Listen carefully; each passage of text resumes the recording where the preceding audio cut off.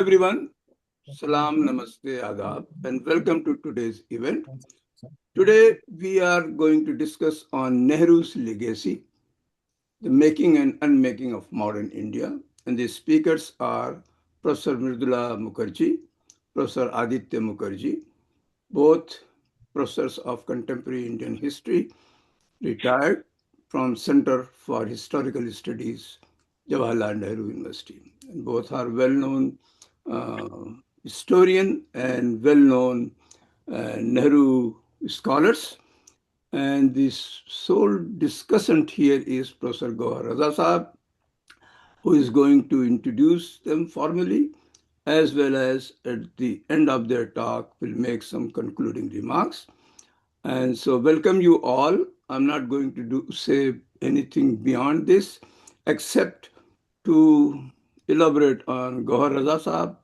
He's I think, my contemporary or a little junior at Aligarh, well-known poet, social and political activist, documentary filmmaker. He doesn't need much introduction. So welcome you all, and now I invite Gohar Saab for the formal remarks. Thank you, Razi Bhai. When I was approached by Mridula ji, so Professor Mridula has been a friend for a very long time, and both Professor Aditya and Mridula has been very close friend. So I couldn't say no, but I know that I am the most incompetent probably person to talk about Nehru's legacy or even introduce my two friends to you. But I'll try. I'll try because I have looked at Nehru from the point of view of a scientist and scientific temper. Nehru's legacy for me as an illiterate on this whole issue of legacy of our first prime minister uh, is like a big, huge expanse about which I have no qualms and I have no misunderstanding that I am incompetent to talk about because I am not a historian. I am not a person who has really looked at the treasure that Nehru has left.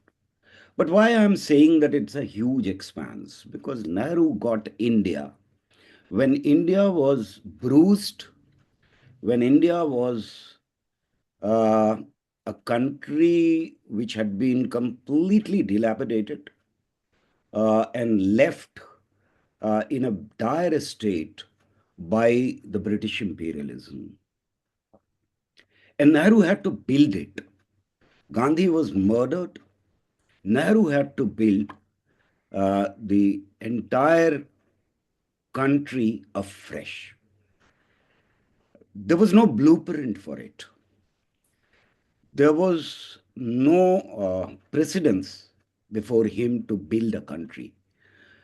For about 2000 years, this country had been run by various forces, and eventually it was left uh, uh, uh, as a country which was uh, poor, which had huge debt, which had huge unemployment. Health system was not there almost. So it was left to Nehru and his supporters, certain intellectuals, along with him, to build a new nation. The dream definitely was there. The dream was perfected by the freedom movement. But to translate that dream into reality was a huge, huge task. And the major burden was on the shoulders of Nehru. And in this country where the literacy was Some people say 10%, some people say 20%. There is an estimate that it was 19% overall. But that doesn't give a real picture. I was looking at literacy levels of various states. That doesn't really give you at places and within certain castes, the literacy level was 1 or 2%. Especially among women, it was really, really bad. So half the population was out of the pale of education. And there is a man here who was talking about scientific temper. Almost in every other speech, he talked about scientific temper because he knew that that could be the only cohesive force in this huge, diverse country, which was plagued by religious fundamentalism, which was the cause of division of the country, and also of myths and superstitions, which determined the consciousness of major segment of population in the country. And therefore, uh, I think that when uh, Nam is gone, we must remember Nehru's legacy and revisit it. When JNU is under attack for 10 years, we must talk about Nehru's legacy. When, as you mentioned, Iran is under attack, then we must talk about Nehru's legacy. When in Palestine, children are being butchered, women are being attacked, then we must recall what Nehru stood for, what India during his period stood for. When Venezuela is being attacked today, we must revisit Nehru. And who could be better to talk about Nehru than my two friends, Professor Mridula Mukherjee and Professor Aditya Mukherjee. I do not want to introduce them that they were professors, they almost occupied every important administrative position in various institutions, including Nehru Memorial Library and many other places, because then you can go to Google where you get all the details. And I'm sure most of those who have joined today would have gone through and Googled to know. And some of you probably always knew about them. Uh, I think that the most important thing for me was that they were always activists as well. They were not only first rate intellectuals who came out of Nehru University, but they were always activists. And when we started in Anhad was started, then since then they have stood as most strong pillars which supported all Anhad activities. And I remember that when a series of workshops were started by Anhad, they never ever said no to participate in these workshops. It is amazing that the brightest of the brightest historians would agree to go and talk to ordinary citizens across the country about history, about legacy of freedom movement, about the role of peasantry in making India an independent nation. Right from there, I know them. I know them personally. They're very good friends, and I'm repeating myself, but I can't help it because I know these two human beings are not only finest human beings, but also uh, have always stood against communalism in the country, and their voices have been loud and clear, and they have always stood against fascism, and their voice is heard by the younger generation almost every day. So, welcome. Whoever wants to initiate among you two is welcome to initiate the discussion. Thank you, Gohar. There was always a danger of asking you to do the introduction since you're such a good friend that you will say many things which are highly exaggerated, and but there was no way out of it. But thank you ever so much for that very, very warm and generous introduction. So I will begin the discussion and just a little bit of an introduction before I get into the talk. Uh, mm, I'm going to be, you see, I'm explaining this because generally what tends to happen is that when we talk of Jawaharlal Nehru, we focus on him as Prime Minister. I want to bring into the discussion Jawaharlal Nehru's role also as a freedom fighter. So I will the first part of my talk will focus on the legacy of Jawaharlal Nehru as a freedom fighter, because I think that's extremely important, and the period in which he was a freedom fighter. There he did many things while he was a freedom fighter. And then I will come to the post-independence period, and I will focus on the foreign policy aspect.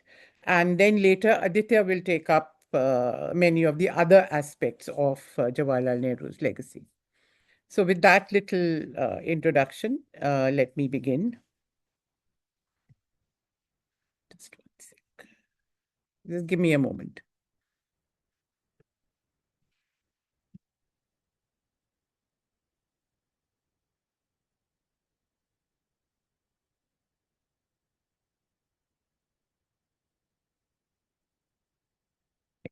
So I'm beginning by quoting some of the people who have, from all parts of the world, who have written on Nehru. The idea again is to bring to people today, because there's been so much of Nehru bashing in recent times that one almost forgets the greatness of the man. And therefore, going to begin by bringing into the discussion how he was seen by people while he was alive and after he died, the way in which people saw him, so that we get a sense of the man, we get a sense of the greatness of the person that we are talking about, so that that perspective, that background is there when we are trying to understand his legacy. I'll begin with a very strange person to who I never thought would be talking about Nehru, Arnold Toynbee, the famous historian. He writes in a foreword to a book by Walter Crocker, who was the High Commissioner from Australia in India during Nehru's tenure. And he wrote a book on Nehru called Nehru, A Contemporary's Estimate. And Arnold Toynbee writes the foreword. And I'm going to quote two sentences from him. I quote, and do remember Arnold Toynbee is British. It is unusual to love someone with whom one's acquaintance has been slight. Yet love is not too big a word for my feelings for Nehru. I have met other great men and women and have felt towards them the admiration combined with awe that one felt in Nehru's presence too. But Nehru has been unique among them in arousing this feeling of warmth in me. Unquote. This is a very unusual observation coming from a very distinguished member of the British academic elite, usually known for their reticence in expressing emotions, especially of a diffusive nature, and that too about a political leader whose activities had contributed greatly to the beginning of the downfall of the British Empire. Toynbee's comment was matched by that of Crocker himself, who had twice been High Commissioner for Australia in India. I quote, "Most people found Nehru captivating. I certainly did. When in his presence, I usually found it necessary to keep jolting myself back into detachment." Unquote.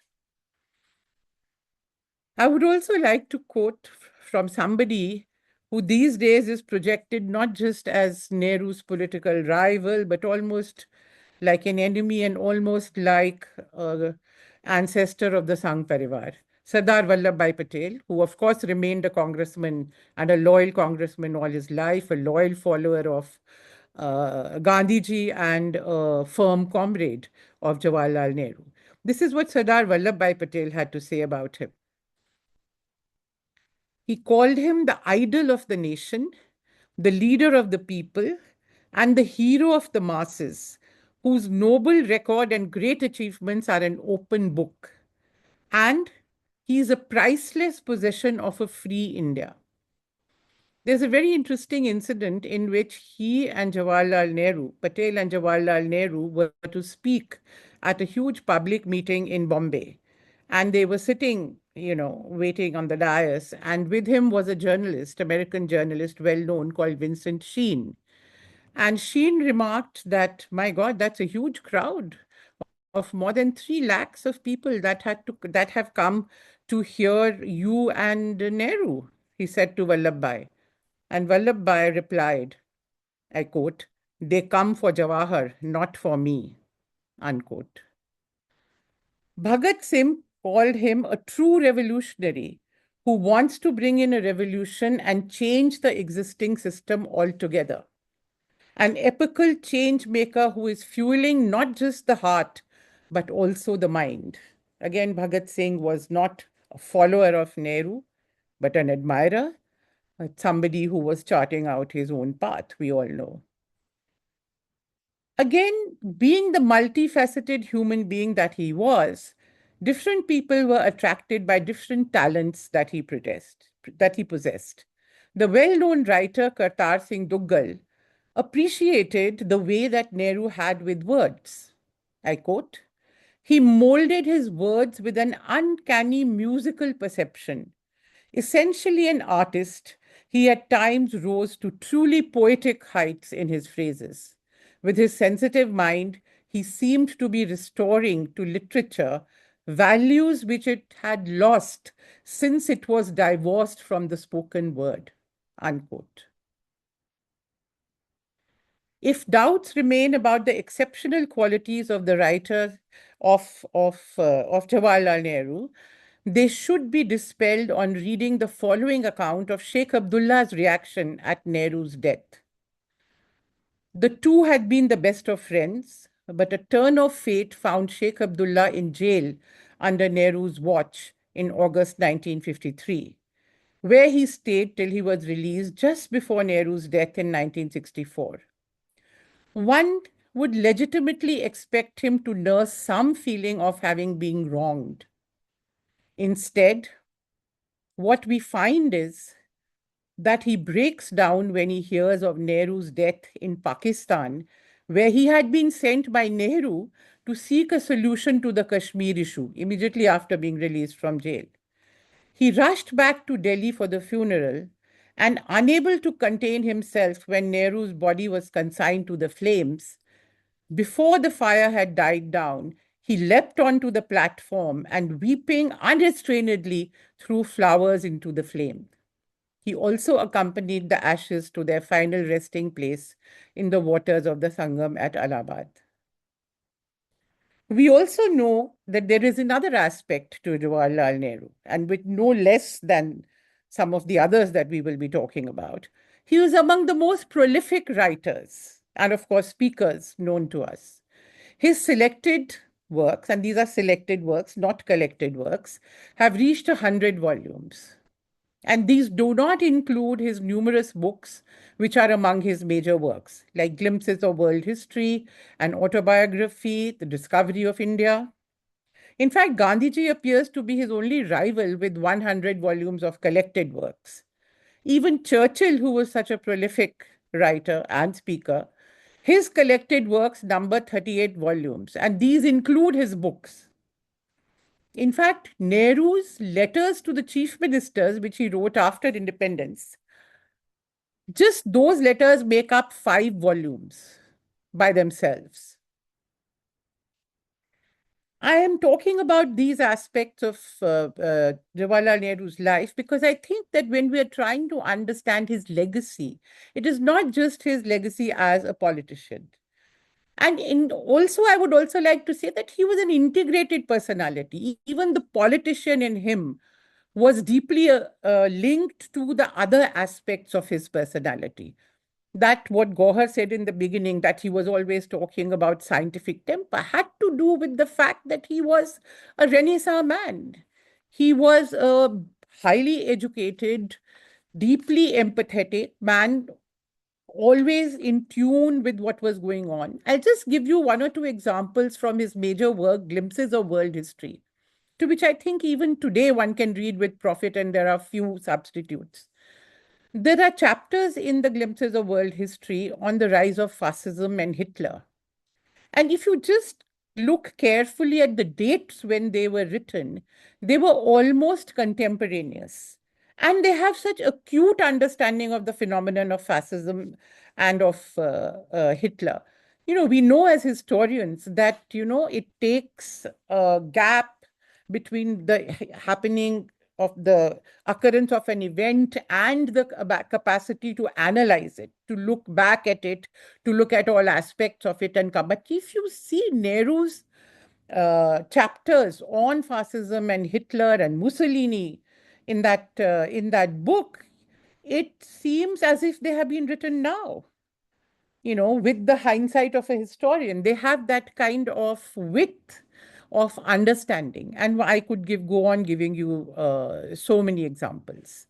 Uh, you know, I mean, the glimpses of world history itself, I think, gives you a very good insight into the kind of man that he was. Again, The Discovery of India is not just a book about Indian history. It is a book which tells you what Nehru was thinking about India's past, but he was thinking about India's past in order to make India's future and to understand India's present.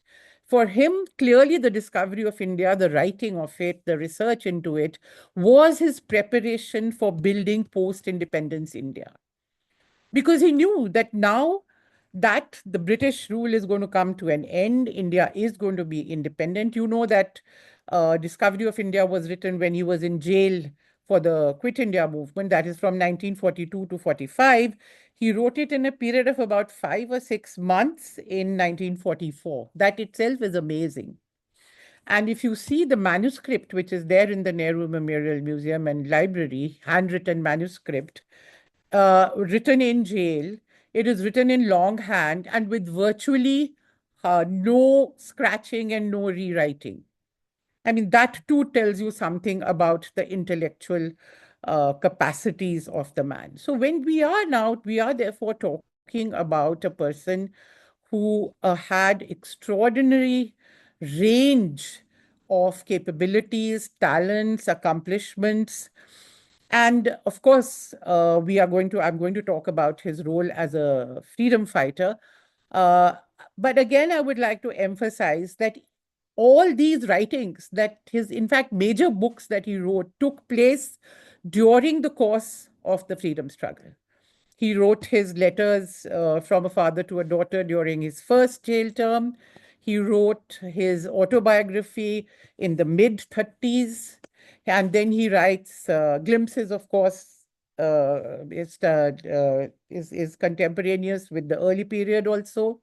And he revises it later.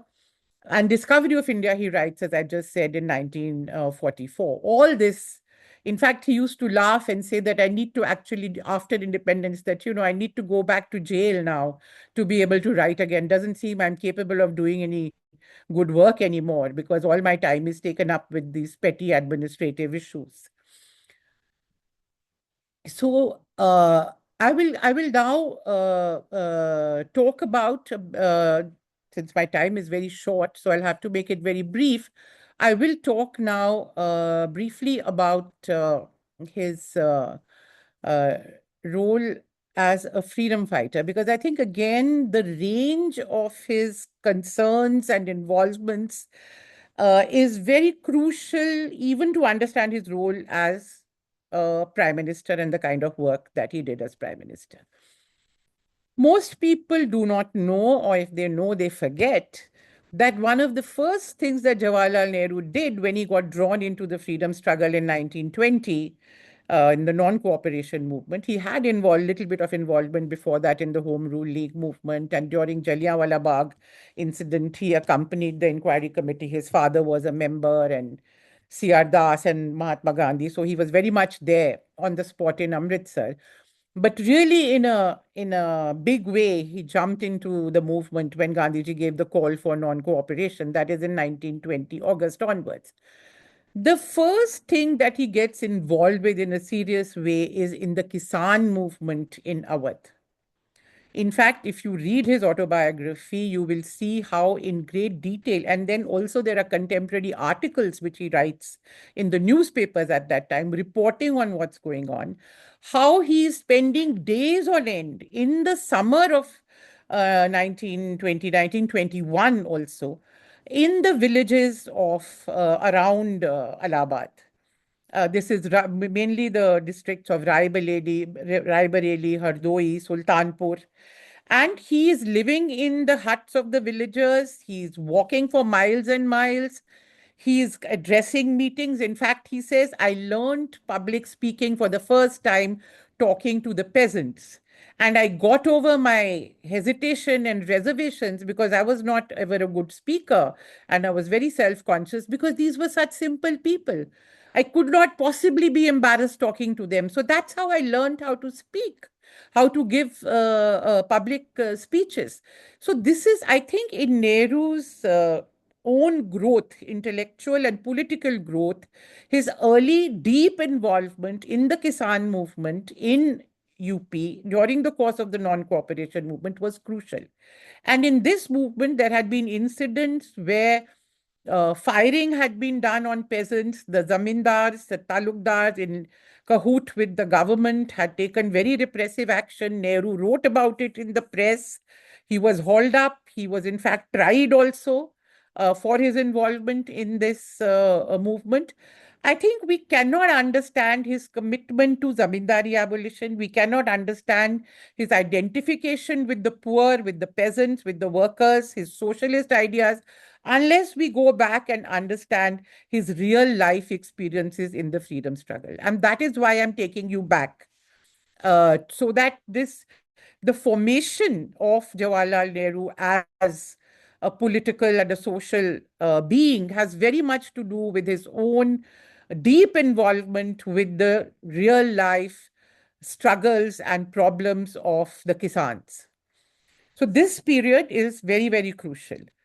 As we go down the years, the next very important aspect which I'd like to highlight is that how by the late 20s, when he's already coming under the influence of socialist ideas, League Against Imperialism he is involved in, but in India, he emerges as a leader of the youth of India. He and then Subhash Bose, the period 27 to 29, they set up these youth leagues in order to galvanize the youth behind the freedom struggle. So again, he goes all over the country, to colleges, to small places, to big places, always talking to the youth, and emerges as a youth icon. Now, this again, I think, is very crucial, because the youth are where revolutionary energies lie in every movement, in every country, in every revolution. So his identification again with the young, with the youth, with their problems, with their mindsets, how to appeal to them, how to talk to them, I think is something that's very crucial in understanding his role. When we come then to the civil disobedience movement, by now he's a much maturer person. He's now around, a little over 40 years old. He's already been the president of the Congress in 1929. Lahore gives the call for complete independence. And again in 1931, when he comes out of jail, and even before that, he tries to organize the peasants of UP into a campaign. all the time you see 1931, he comes out again, he takes advantage of the Gandhi-Irwin Pact and goes into the rural areas and actually organizes a no-rent campaign. In fact, the British say it's because of Jawaharlal Nehru that the Gandhi-Irwin Pact is breaking up. So I just, as I said, I do not have the time to go into details but I think it's extremely important to understand his socialist ideas again emerge in a very clear-cut way in the period from about 1933 to 1936-37. His presidential addresses at Karachi, before that at Lucknow and at Karachi in 1936, where he very clearly espouses a socialist ideology, and then his role as the main campaigner for the national movement in the 1937, 37, 38, the elections of 1936, 37. He is the one person who is campaigning all over the country. Other people who are regional leaders, they are campaigning in their own provinces. But Jawaharlal Nehru is not confined to any one province. He is an all India leader by now, second only to Gandhiji. And in fact, this is the first time that Gandhiji does not himself actively campaign and tour.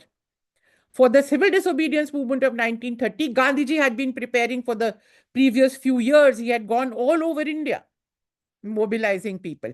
Now, Gandhiji is not doing that. Nehru already is taking his place as the main campaigner.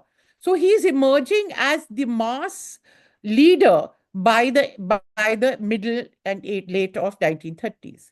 Of course, during the Quit India movement, we know the story. He was in jail with all the others and where he wrote. And by the time they come out of jail in 1945 and the negotiations start for the transfer of power, it is very clear that Jawaharlal Nehru is going to be the future prime minister. Gandhiji has already made it clear in 1942 that he will be my heir. He will speak in my voice when I have gone. So all this controversy about Patel would have got elected, he would have become prime minister. This is all a lot of hogwash. It is imagination. The picture was already very clear as to who was going to be the future leader of India after independence. So now I would like to come. Anyway, so my basic point is that one, that he played a major role in India's struggle for freedom. In the period from 1920 to 47, which is the Gandhian period, I would say he was second only to Mahatma Gandhi. And we must recognize that and must put it as a very crucial part of our understanding of the Nehruvian legacy. And the legacy which he left as a freedom fighter was one of, I think it's also very important to say, what was that legacy?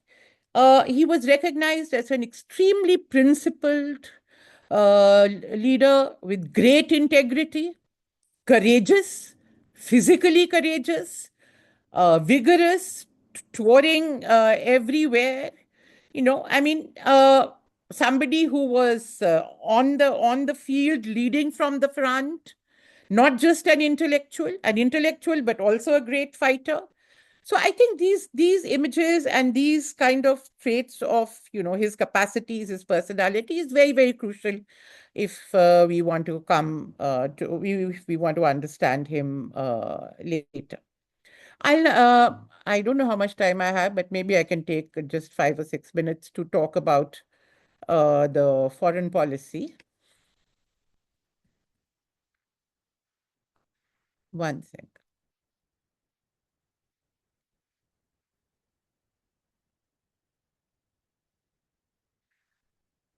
Once India got independence, one of the crucial areas that had to be addressed was the building up of an independent foreign policy. And Jawaharlal Nehru certainly stands as the architect of this not mean achievement. And in fact, I also want to say that despite the revolutionary changes in the international situation which occurred in the 40s, the broad parameters which were evolved during the freedom struggle and in the early years of independence still retained their validity.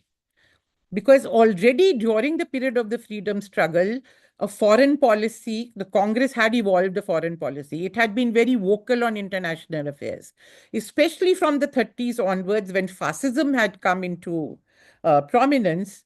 Jawaharlal Nehru and Mahatma Gandhi as spokespersons.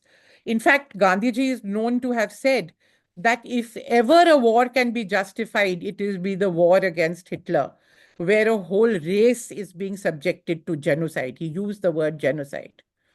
So very clearly, it was not that before independence, the Indian National Congress did not take stand or evolve a foreign policy. They had been supporting other struggles for independence, but clearly now a new foreign policy had to be evolved. And also, it's very important to recognize that this freedom from the colonial yoke would also be meaningless unless it found expression in the international arena. The size of the country also necessitated that we have an independent foreign policy. It ruled out an assumption of a client status for India. Therefore, an independent voice was not merely a choice, it was an imperative. Now, Jawaharlal Nehru, as we know, gave this voice a shape in the form of the idea of non alignment and an organizational cohesion through the non aligned movement. The immediate context for the emergence of this movement was the division of the world into two hostile blocs after World War II, one led by the US and the Western powers, and the other by the Soviet Union. Nehru's understanding was that newly independent, poor countries of Asia and Africa had nothing to gain and everything to lose by falling for the temptation of joining the military blocs of the great big powers. They would end up being used as pawns in contests for power of no relevance to them. They needed to fight poverty, illiteracy, disease, and these could not be met by joining military blocs. India and other similarly placed countries needed, therefore, what? Peace and quiet to get on with the business of development. They needed to expand the area of peace and not of war. Therefore, India neither joined nor approved of the Baghdad Pact, the Manila Treaty, Seattle, CENTO, which joined the countries of the West and East Asia to the Western power bloc. But India went far beyond neutrality or staying out of military box. I think this is very important because very often non-alignment is dismissed as neutrality. Nehru was quick to reject the charge of immoral neutrality, which was hurled at India by John Foster Dulles. Non-alignment meant having the freedom to decide each issue on its merits, he said, to weigh what was right or wrong, and then take a stand in favor of right. I quote him, so far as all these evil forces of fascism, colonialism, and racialism, or the nuclear bomb and aggression and suppression are concerned, we stand most emphatically and unequivocally committed against them. We are unaligned only in relation to the Cold War with its military pacts. We object to all this business of forcing the new nations of Asia and Africa into their Cold War machine. Otherwise, we are free to condemn any development which we consider wrong or harmful to the world or ourselves, and we use that freedom every time the occasion arises. Thus, non-alignment came to symbolize the struggle of India and other newly independent nations to retain and strengthen their independence from colonialism and imperialism. And collectively, these nations counted for a great deal. In the UN, for example, whose membership had swollen with their entry, the one country, one vote system enabled the non-aligned bloc, often helped by the Soviet Union, to check domination by the Western bloc. Non-alignment, thus, advanced the process of democratization of international relations. In the Indian case, another basic objective of Indian foreign policy, which was that of extending support to colonial and ex-colonial countries in their struggle against colonialism, was well served by this policy of non-alignment. Another objective, that of promoting world peace, was also facilitated by it. Nehru's passionate opposition to war and the threat of nuclear conflict, which loomed large after Hiroshima, is well known. It grew out of his experience of nonviolent struggle and his conviction in Gandhi, who had resolved to make it his mission to fight and outlaw the atom bomb. Inspired by Gandhi and supported by great intellectuals like Einstein and Bertrand Russell, Nehru made it India's role to place the goal of peace, nuclear, and general disarmament before the world.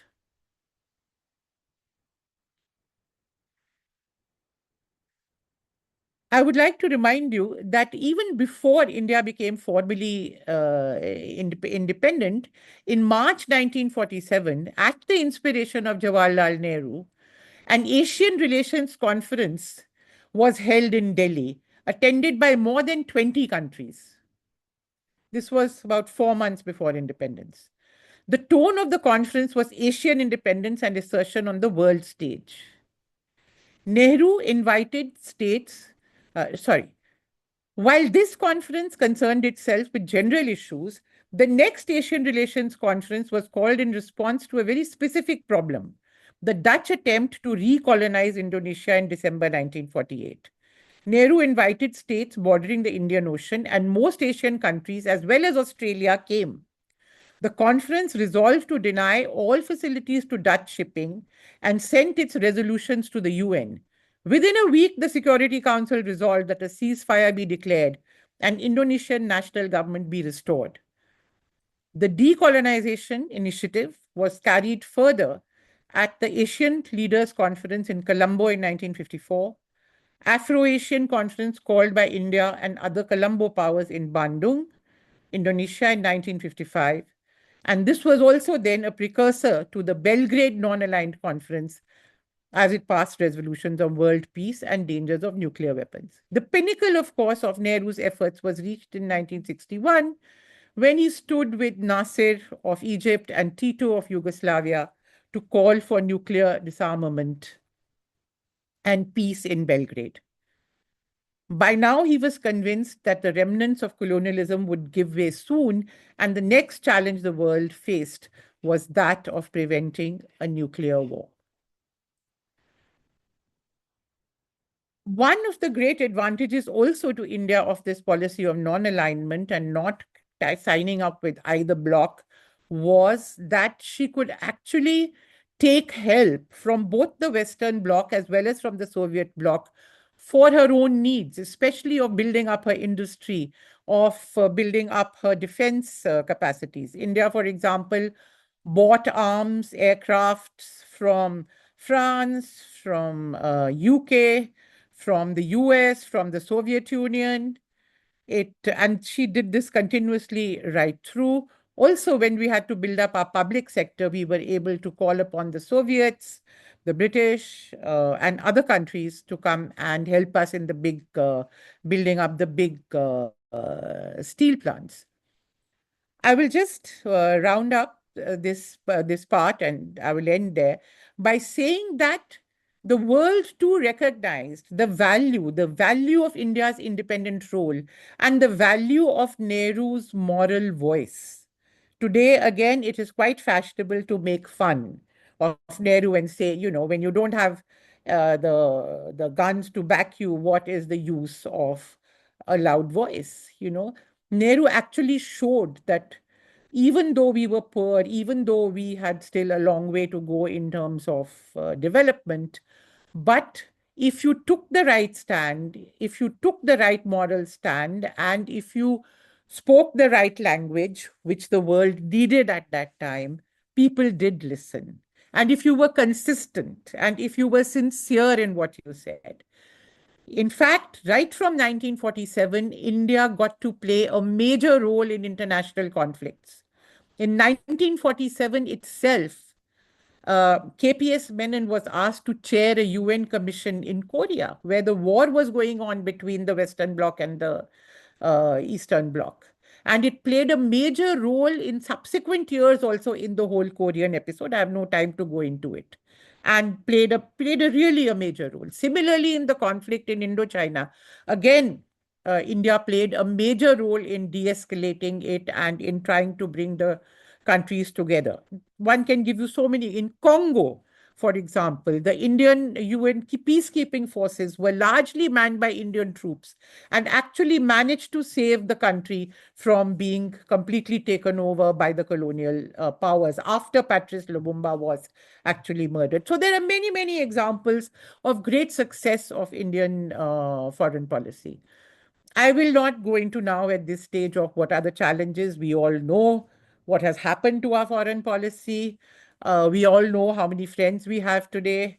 We all know how isolated we were a few months ago when we were fighting Pakistan.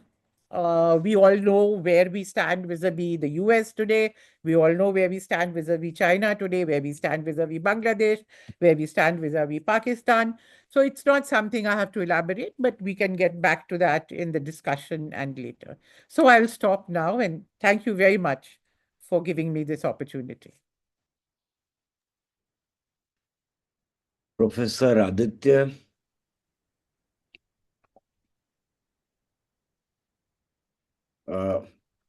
one of the questions that has always bothered me is that when Nehru is being attacked today, they never ever talk of Nehru's contribution and his positions during the freedom struggle.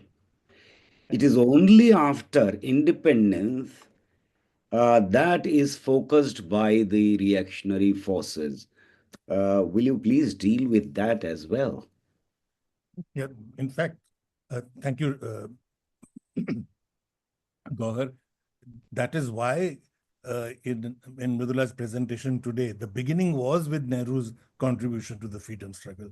He spent roughly 30 years of his life fighting the British, and nearly 10 of those years in British jails. You're absolutely right that this is ignored, and I think Mridula has given a lot of attention to that. But before I start, I want to thank Razi Saab, Rafat Hussain Saab, Faisal Saab, the Washington Diaspora Group for relentlessly continuing to do this social service, I would say, and for giving us an opportunity to put our voice in it as well. Mridula, as I said just now, talked about Nehru's role in the struggle for independence and his stellar role in making India's foreign policy and making India count in the Committee of Nations. I mean, we must remember that Mamdani cites Nehru, not Modi, even today.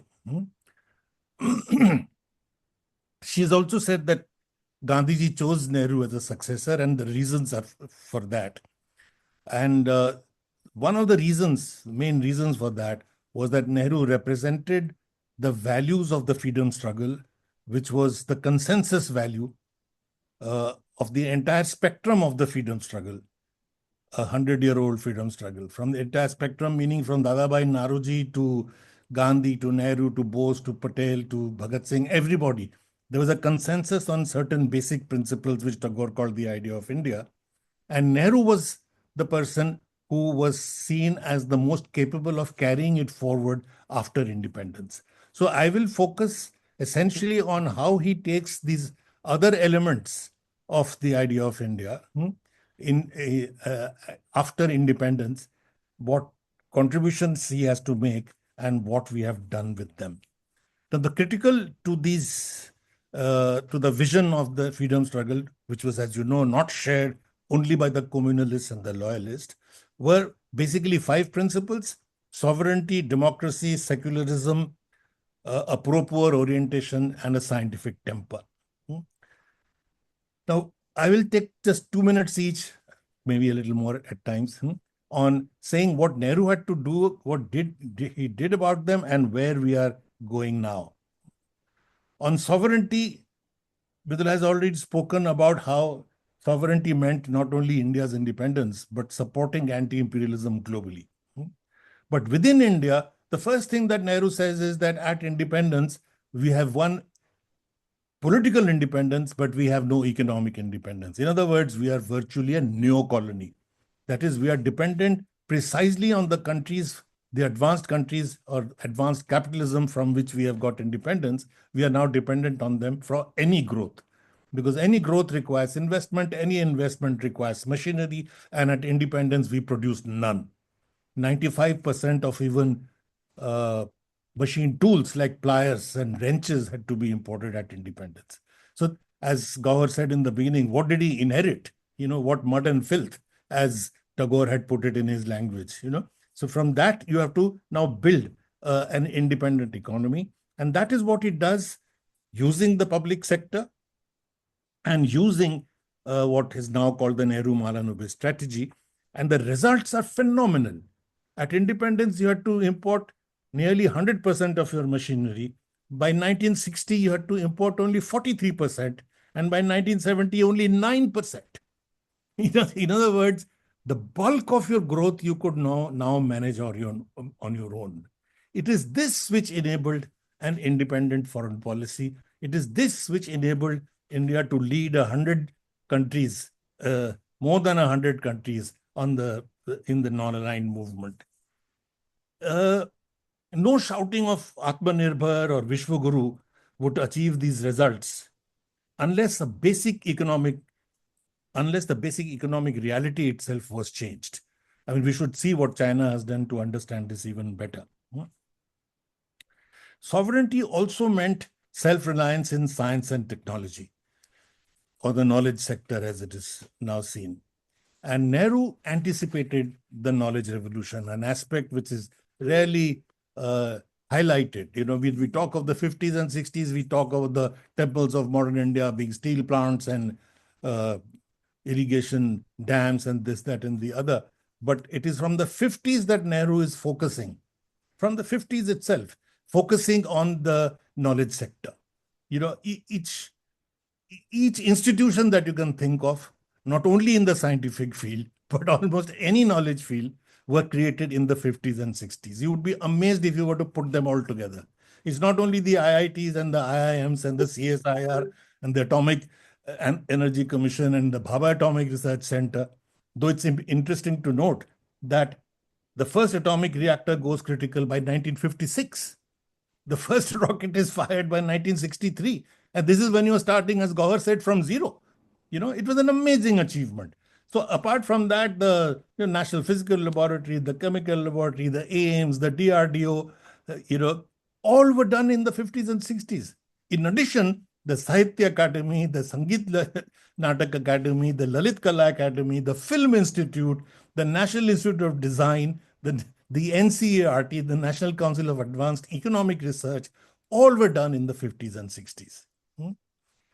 It is a result of this that today, India, where more than half our GDP is produced in the service sector, and the service sector is essentially based on knowledge, our balance of payments are today met to a huge amount by the remittances sent, which we earn by exporting our knowledge, often through exporting our human knowledge resources.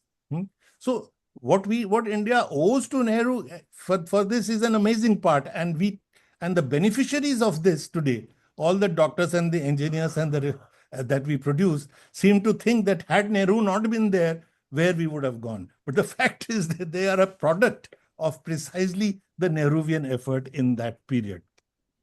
What we have done to this is absolutely amazing. We are today dismantling our education system. How we are doing it is public knowledge. It is obvious.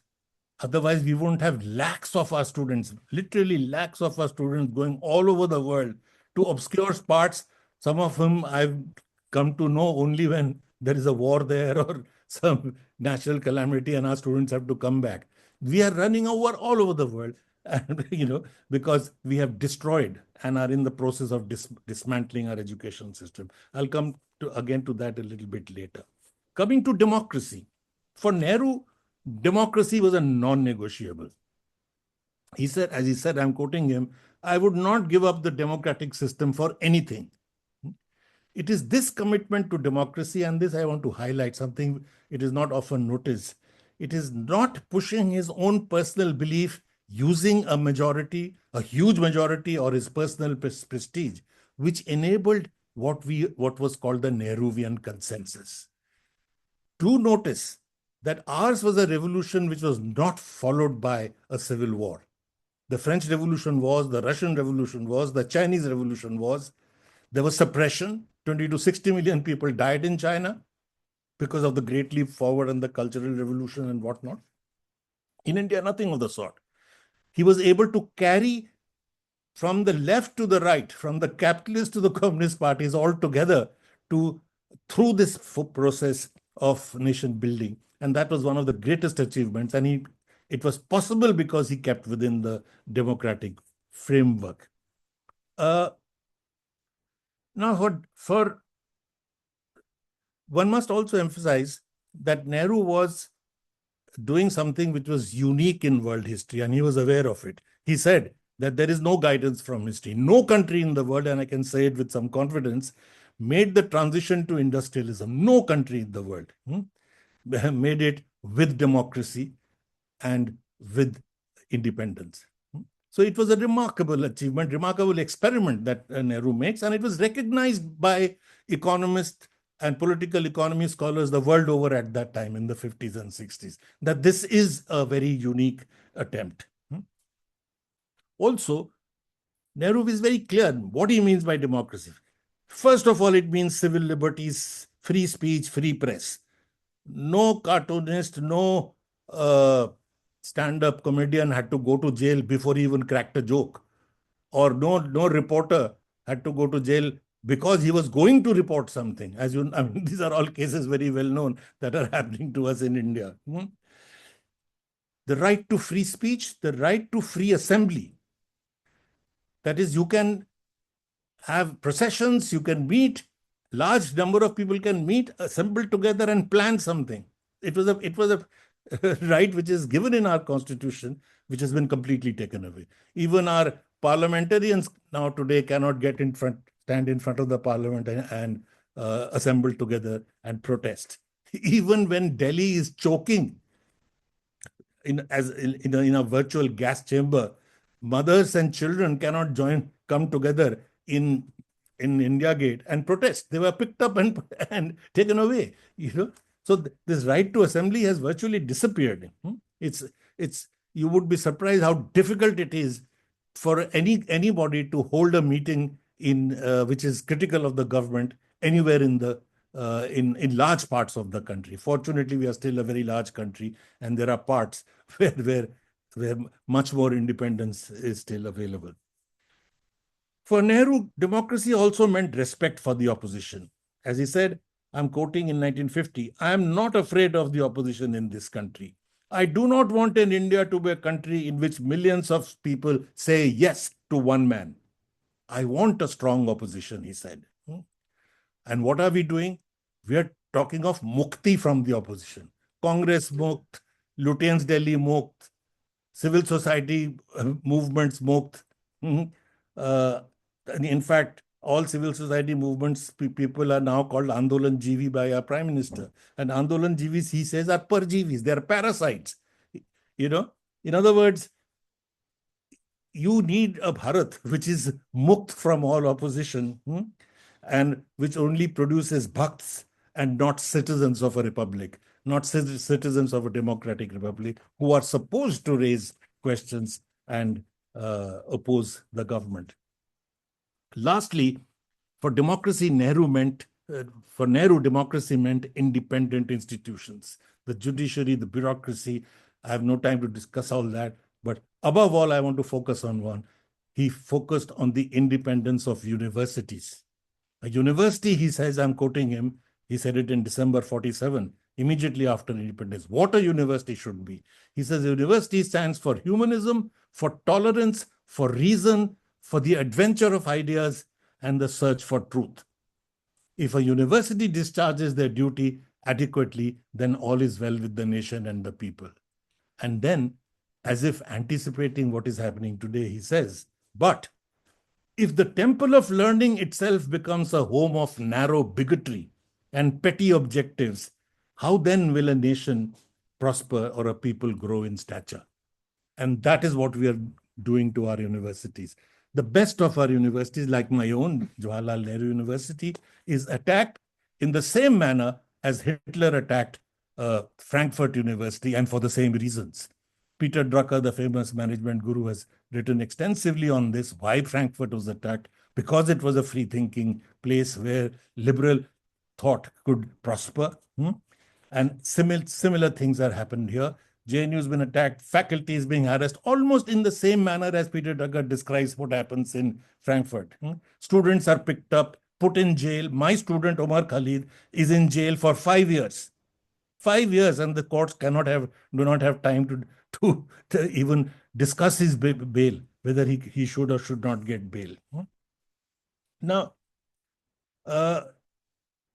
almost all our institutions, it's beginning with the education, which I focused on, but judiciary, bureaucracy, police, the election commission, the enforcement directorate, CBI, as is well known, they're all compromised. And no wonder we are no longer globally described as a democracy, which, to our utter shame, one of the countries which fought for democracy for such a long period is no longer described as a democracy. We are described as an electoral autocracy, which is just one step away from the lowest level in the world, which is full-blown autocracies.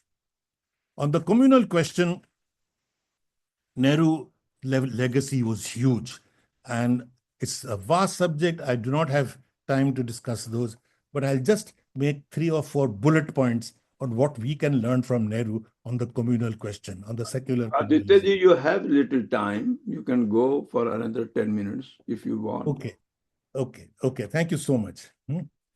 So what do we learn from him from communalism? Number 1, he says we need to oppose both minority and majority communalism. We can't oppose one communalism by promoting the other one. I'm quoting him. He says, one communalism does not end the other. Each feeds on other and both fatten. Now, this is an extremely important generalization. You see, do realize that the main enemy of the communalist is not the other communalist. The main enemy of the communalist is the secular. The Hindu communalist did not go and kill a Muslim communalist. He went and killed Mahatma Gandhi. The Muslim League and the Hindu Mahasabha had no difficulty in joining up together and forming governments under British patronage against the Congress. When Congress leaves the ministries, they go to the British and say, hum dono milke sarkar banayenge. Right? So this is a very important generalization we must recognize in our current reality also. That is, do not try to side up with one communalist in order to fight the other, because they gain from each other. Number 2, Nehru said, minority communalism generally ends up with separatism, but majority communalism, and this is important, he says, can easily masquerade as nationalism. Though, he said, they are as anti-national as any other communalism. And he said this phrase, Hindu nationalism, is an oxymoron. How can you in a multinational country, multi-religious country, be a Hindu nationalist? That means the other people do not exist. You are breaking up the nation. So Hindu nationalism, Muslim nationalism, Sikh nationalism are phrases which were not used during the national movement. They were called communalists. This is a term which has been popularized primarily in the West. People like Christopher Jeffrey, great scholar, very fine scholar, has popularized it, partly because they do not know the use of the term communalism in the West. But the trouble is, what it has done is it has given to the communalists the ability to now own up something which doesn't belong to them, that is nationalism. And what Nehru is saying is that do not allow them to run away with the nationalist tag, because they are squarely anti-national. Number 3, he says Nehru was among the first to see the fascist nature of communalism. As early as the 1930s, he's talking of communalism as fascism. Amartya Sen in 1993, for the first time, uses the term communal fascist. But Nehru is talking about it from the very beginning. He says communalism, in fact, is the Indian version of fascism. Number 4, And that is something that he's repeatedly warning us about that from the 1930s. The letters to the chief minister that Mridula is referring to, he's repeatedly telling them that we have beaten them in the election, but they are fascist in nature, and we must be very vigilant about it, which we were not. Number 4, and this is probably the most important advice that Nehru gave, which has not been taken to our great cost. He said, and he's saying this after the massive victory in the first election. The first general election, Nehru converted virtually into a referendum. Do we want a mirror image of Pakistan in India? That is a Muslim Pakistan and there will be a Hindu India or Hindu Rashtra, or do we want a secular India? That was the basic point on which he fought that election. And overwhelmingly, the Indian people supported a secular India. All the communal parties put together, the Hindu Mahasabha, Ram Rajya Parishad, etc., all put together got only 6% of the votes. So it was a great victory. And after that victory, what does Nehru say? He says, we have seen at last that we need not be afraid of communalism. We need not compromise with it, as many congressmen did for fear of consequences. Consequences meaning we'll lose the votes of those who are communalized, right? So he said that we need not fear them. Where we fight in a straight and honest way, we win. Where we compromise with it, we lose. Now, this was an advice, unfortunately, not taken.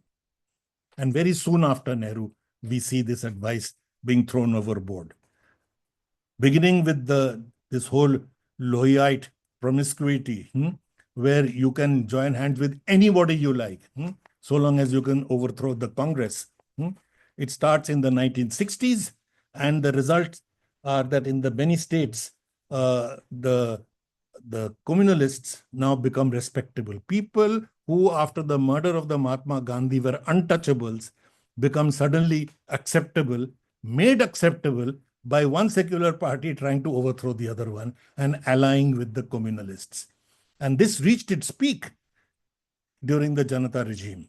After all, the Janata Party actually allowed the RSS to merge with it. And Jayaprakash Narayan made the famous statement that if RSS is fascist, I am fascist. So you allowed them to come to the center stage in Indian politics, gave them a legitimacy which they did not have, which Mahatma Gandhi refused them with his life, which the national movement did not accept for 100 years. We allowed them to come right into the center stage. And we repeated that in 1989, where even the left joined hands with some secular parties to overthrow the Congress, saying that the Congress is more dangerous than the BJP. And the BJP rose from 2 seats to 80. And the rest is history. And even today, the BJP, after the 2024 elections, continues in power because of major secular parties supporting them. So in other words, the lesson that Nehru had said, that communalism is equal to fascism, has not been learned. The only way you can fight fascism is that all those who are opposed to this view, this anti-democratic, uncivilized perception of the future, all of them must join hands together, and we have failed to join hands together. The fourth element of the idea of India, the pro-poor orientation, I will not spend much time on it. The whole focus on equity that existed in Nehru's time is abandoned. There is an obscene level of inequality that is enabled today. We keep bragging about our number of billionaires when more than half our children are malnourished. Our poor have been abandoned in a manner that never happened in post-independent India. Even Manrega, has just recently been removed. One of the world's, biggest and most dignified social security systems for the poor, that is not giving out a dole, but giving them the right to work, has been snatched away. And in a situation where India is in the hunger index, one of the lowest in the world, we are 111 out of 125.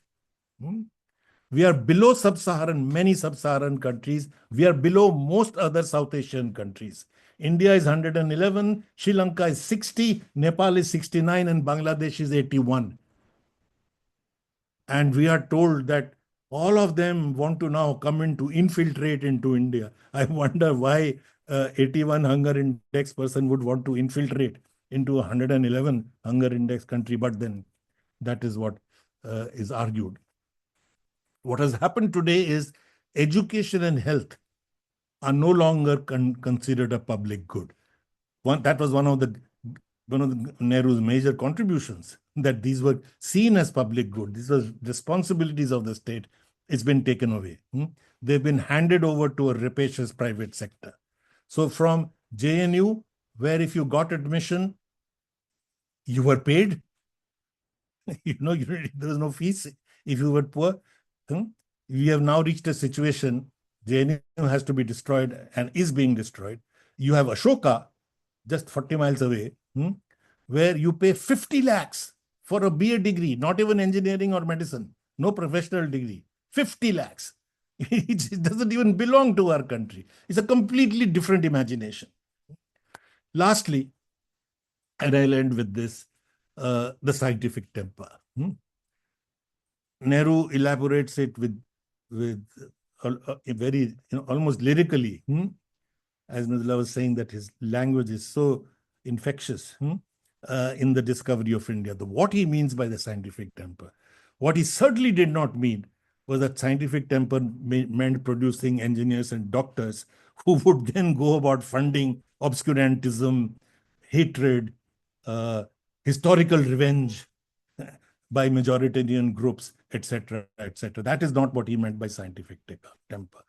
And what the Indian state and the leadership in India is doing to the scientific temper is pushing the Indian people back into obscurantism and hatred and into the earlier dark ages. I mean, if your prime minister himself can talk about Ganesh having a snout because of plastic surgery, and your vice president can talk of Arjun having a nuclear-tipped arrow, that we were so great in the past, that we knew nuclear technology, you can understand what is happening to a scientific temper. Nehru certainly would not have fought Corona with Gobar, Gomutra, Thali banging, shining torches at the sky and saying, Corona, go, or taking a dip in the Ganga. What he did instead was built the National Institute of Virology in Pune. And that is probably what saved lakhs of lives in India and in the world over. I will end with this. Thank you. So, well, Gahar Saab, are you going to do some part? Because our audience will have the question answer also. Perfect.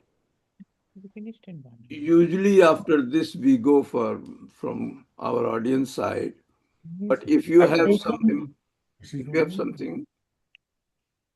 something to conclude, then you can conclude. No, I don't have anything to conclude. You should conclude. Extensive notes. The only conclusion is that I have heard both of them n number of times because of our association. But I learn every time something new. In fact, many things today. It was so condensed and it was so enriching that I learned a lot from both of them, right from the Nehru, how his personality was built and forged and steeled during the freedom struggle, and how he built the country and how it is being attacked. The only question that I'll pose to both of you is that, do you think that the structure, that is Nehruvian structure that we talked about, that he built after independence, was it very fragile and therefore Good. Chalo, sabse acha question kar diya. it could be eroded by RSS, or do you think that it is still asserting itself and resisting the onslaught? And I then we think can open the. both of us will have an answer to that. If I may start. I certainly do not think that the structure that was built was fragile, because the structure A was not built by Nehru. The structure was built by 100 years of India's freedom struggle, which went deep down into the minds of the Indian people. It was a mass movement. It was not a guerrilla movement. It was not a takeover by the revolutionaries. Hmm? So the ideas of the movement went very deep down, and therefore you find that it is, in fact, the reason why the BJP is so upset is they have now got power in the center. They've got absolute majority also. Hmm? And they believe in Hindu Rashtra, but India has not become a Hindu Rashtra yet. you know and that is why this shift towards fascism, using force to convert the institutions of the state as well as civil society into a communal Hindu Rashtra. They have not succeeded in doing that precisely because the structure is very strong, and you see that in the resistance. I mean, look at the resistance on the CAA and RC, for example. What were the symbols that the people were using? They were using the symbol of Gandhi, Nehru, Ambedkar, and the Constitution, all the values that we talked about. What are the symbols that were used by the Punjab agitation? What are the symbols and what is being fought for by the media, by this, by very brave media which still survives in this country, which the only area left to them is the social media, unfortunately. They are all using the same structure, the same symbols. So I don't think so. I think there is hope. Mridula? I would agree with that. In fact, I would say that we need to also remember all around us in the world, the achievement itself in the very Nehruvian period also of being able to establish a democratic structure based on adult franchise within a few years, not just of independence, but of partition. I think we need to remember that. Sure. It wasn't a normal transition, from a colonial to a post-colonial country, which came with the country being broken up. In fact, in the first 2, 3 years, you almost seem as if the issues are not of transition from colonial to independent, but actually of dividing the country. Even the day-to-day issues, the whole refugee problem, rehabilitation, dividing the assets, a country, dividing railway lines. I mean, you just think of it, dividing postal systems, banks. I mean, the enormity of having to handle that through that very tough period. By 1951, you could hold the first general elections. And mind you, Nehru was very angry with the first election commissioner. He said, "You're taking too long." Rather than try to postpone elections, he was in a tearing hurry and saying, "Please hurry up with the elections." You see, so this belief also in that people, you need to go to the people to get your strength. I think that's also very important.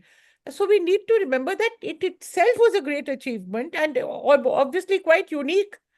If you look at the next 20 years when decolonization is taking place and what is happening to the countries which are coming out of the colonial system, how many of them are actually able to establish and, even more important, maintain democracy? And that is because it is very difficult. The weight of the colonial past is very heavy. The depredation that it brings is very heavy. The movements that emerge are not necessarily always strong enough to become states. To transition from a movement to a state is a very difficult process. And I think we are extraordinarily lucky that we had at the helm of our movement people of extraordinary capability and commitment, who steered us through this very, very difficult period. And also the entire legacy of the freedom struggle. I think right from the beginning, this is something that needs emphasis. Dadabhai Naroji onwards, Gokhale, Firosha Mehta, I mean, Tilak, also the level of the capacity of the leadership, just sheer intellectual capacity that went into making that struggle. All those ideas, Ranade, who in the 19th century is working out the future economic model for India. And actually, what we did in the Green Revolution was applied Ranade. Then the Planning Commission was what happened with planning. From 1938, there was a Central Planning Committee, National Planning Committee with Bose as chairman, started by Nehru. And there were so many subgroups who were already preparing what to do after independence.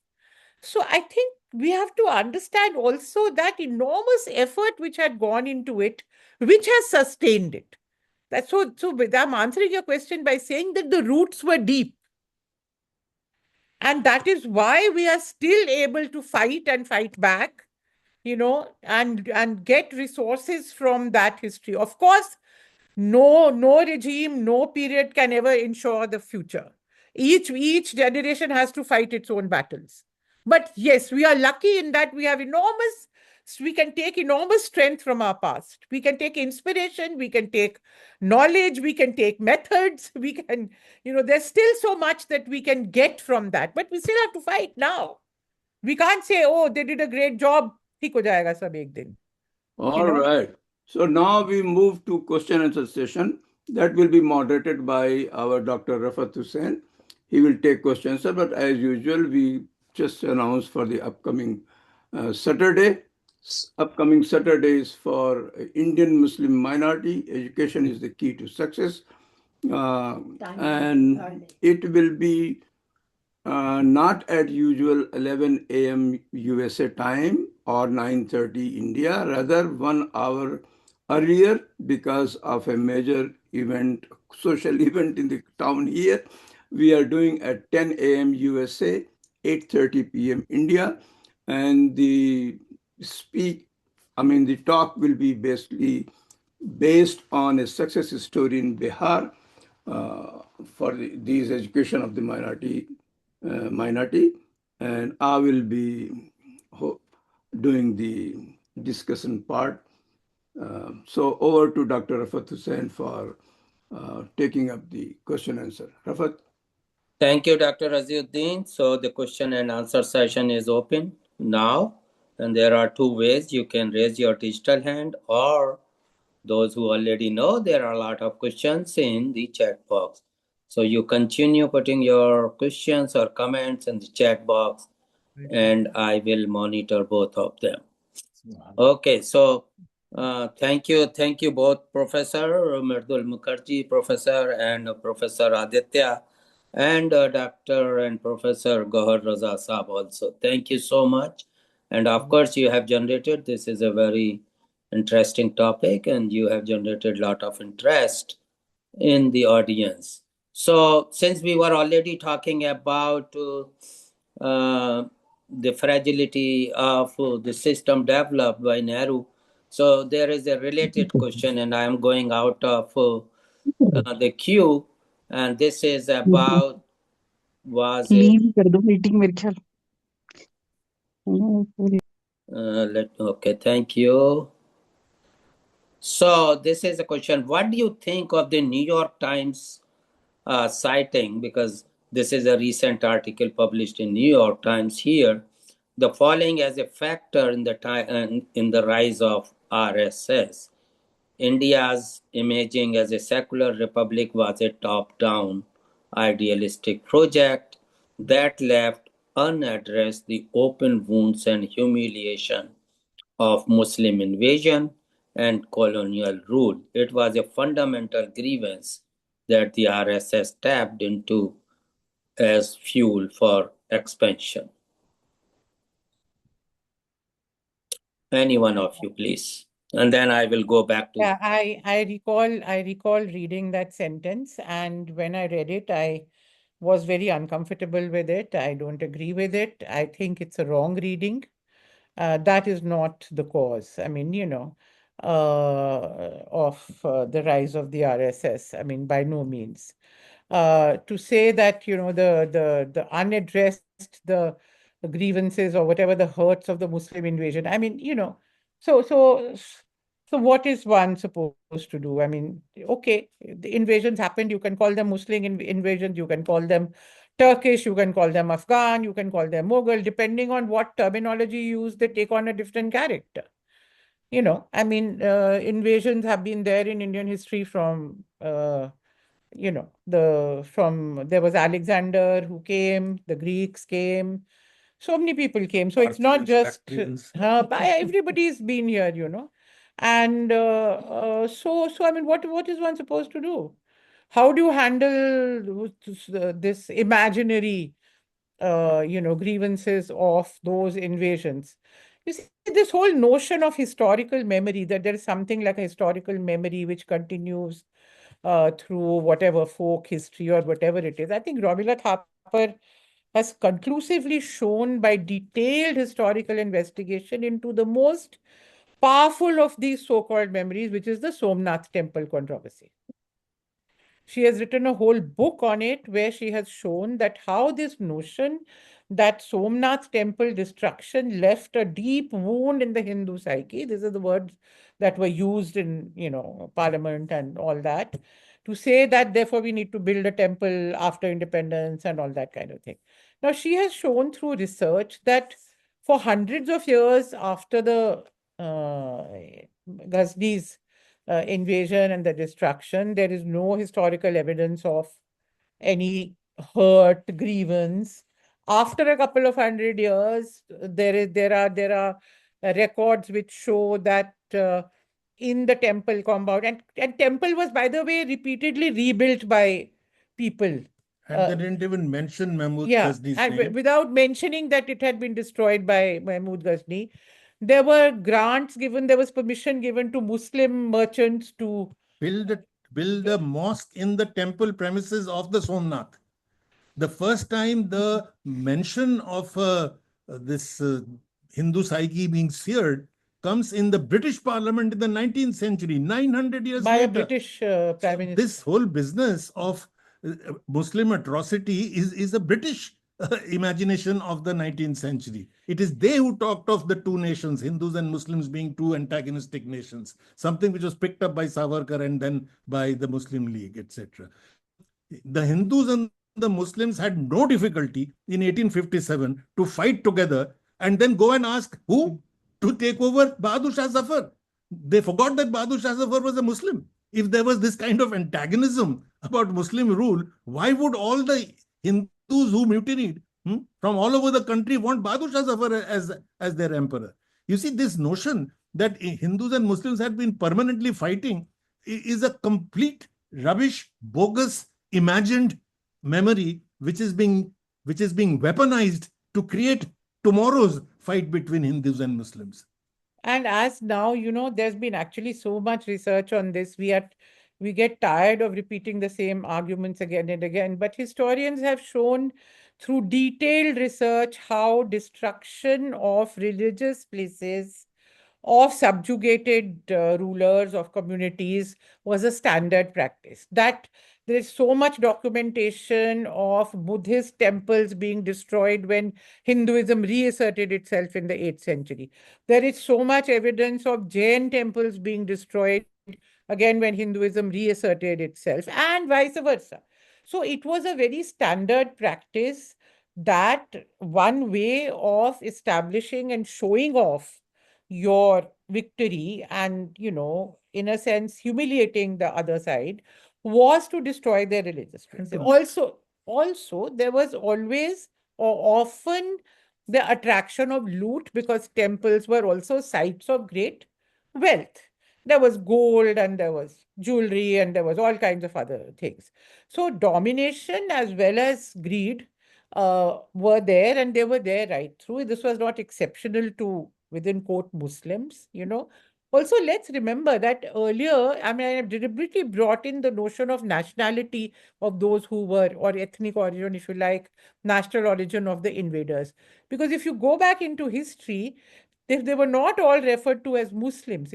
There were Turkis, there were Afghanis, it was very clear that people understood that these are different. Religion was not the Religion was Thank not you. determining identity of the people also. We then, not we, in the colonial period, all this gets clubbed under. Why? Because the British wanted to justify their rule over India. They first were pleasing the Hindus by saying, we have saved you from the tyranny of the Muslims. When the revolt of 1857 happened, they changed tack and they said Muslims are the guilty party and decided to go after them. Then after 20 years, they changed tack again and said, because Hindus are becoming nationalists, now Muslims are the nice guys. So this was all part of the colonial game, which unfortunately many of our compatriots of all religions fell for. And Thank that's you why we so are much. where we are. You would have lot many chance to talk about, a lot many questions there. Thank you. Okay. So Nehru Saab, this is, oh, by the way, that question was from Salman Qureshi Saab. So this one is from Iram Gul. Nehru Saab was really a genius. He aligned with the non-aligned movement and also got favors of the USSR as well as during the Cold War. Dr. Lal Khan stated that during the Second World War, it was Nehru Saab who agreed to the Western leadership for partition of India. That is why he refused to accept the cabinet mission position. There might be negotiation later for keeping India intact, but this chance was missed by the Congress leadership. What is your opinion about that? Yes, I know. Again, this is a old. I mean, it's a very favorite line about how the cabinet. Now, we all know that in the Congress actually did accept the cabinet mission. They did go into the interim government. Muslim League was the one who refused to come in. They took a lot of time. Ultimately, they came in also and stayed for, some time also. But I mean, it was always a very uncomfortable arrangement because embedded in the way in which the British were doing the negotiation was this notion that, they could separate, the provinces could actually later separate.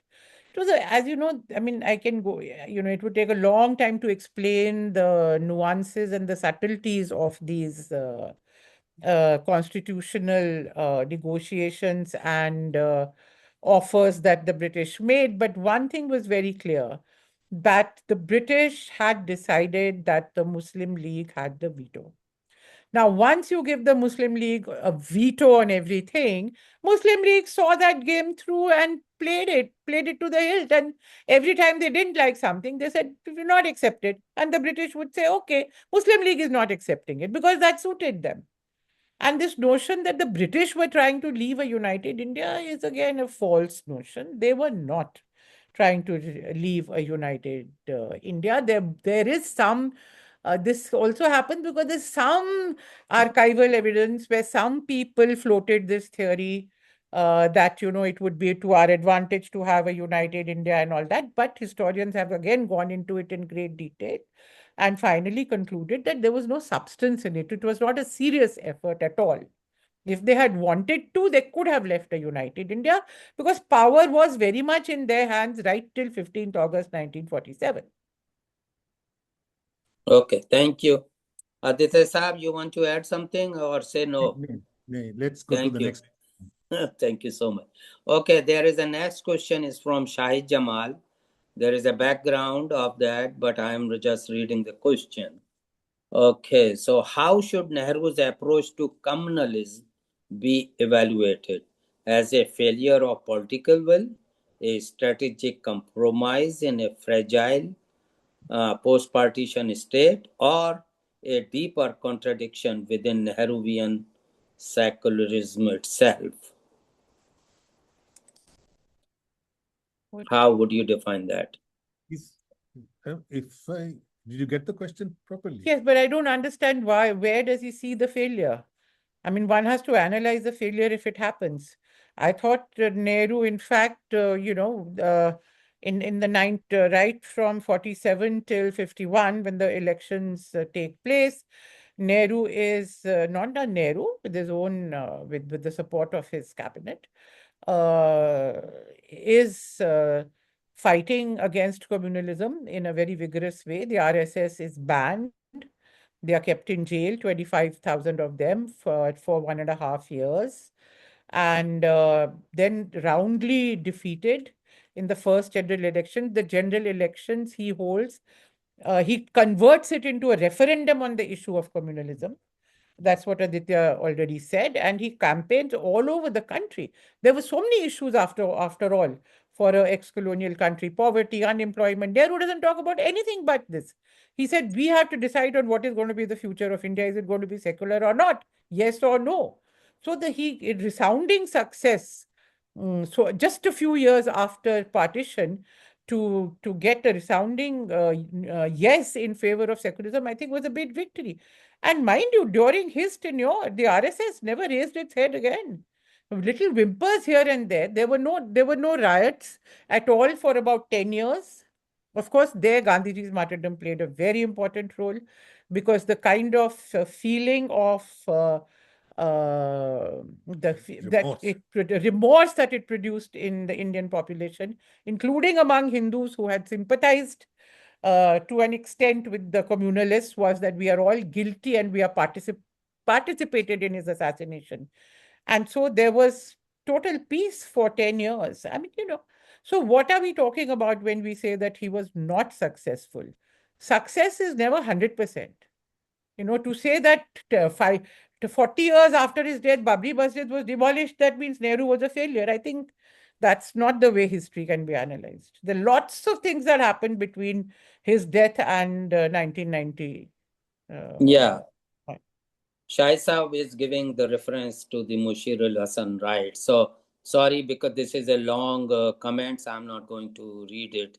But if Shai No, Saab... I've seen what he's written in the chat box. Okay, good. So that's yeah. I think what Mushtir is talking about here is that within the Congress there are differences of opinion. Of course, there are differences of opinion. This is not a secret. It cannot be, because after all, but then why do we forget that Nehru fought Purushottam Das Tandon on this issue? Purushottam Das Tandon, and he defeated him and threw him out from the presidentship. Nehru actually took on the presidentship and remained president for 2 or 3 years to fight against the right-wing forces who had sympathy with communalism also. He comes into the front to do that. And Purushottam Das Tandon is also backed by Vallabhbhai Patel at that time. But he comes, he virtually edges him out, gets him back in again. So now the Congress is a party with not just socialist and left-wing people. It also has people who have a little sympathy with the communal point of view, but they are not RSS or BJP, just as there are mixed bags in each mass party, and it's a mass party. We must remember that. Congress is a mass party. And Nehru's task was to keep the party together and yet take it in a socialist, secular, left-oriented direction. That was a very difficult task that he performed. Okay, thank you so much. And let's move to the digital hand. Rudranshu Singh, please.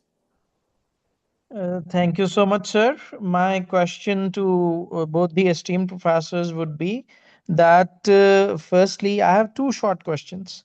First is we often attribute, and rightly so, the construction of IITs and research per se to Nehru. But do you think that research in humanities subjects was lagging behind? And we were so obsessed with the IITs that thanks to that, every WhatsApp university professor has become a historian, thinking that history control panels are very easy to handle.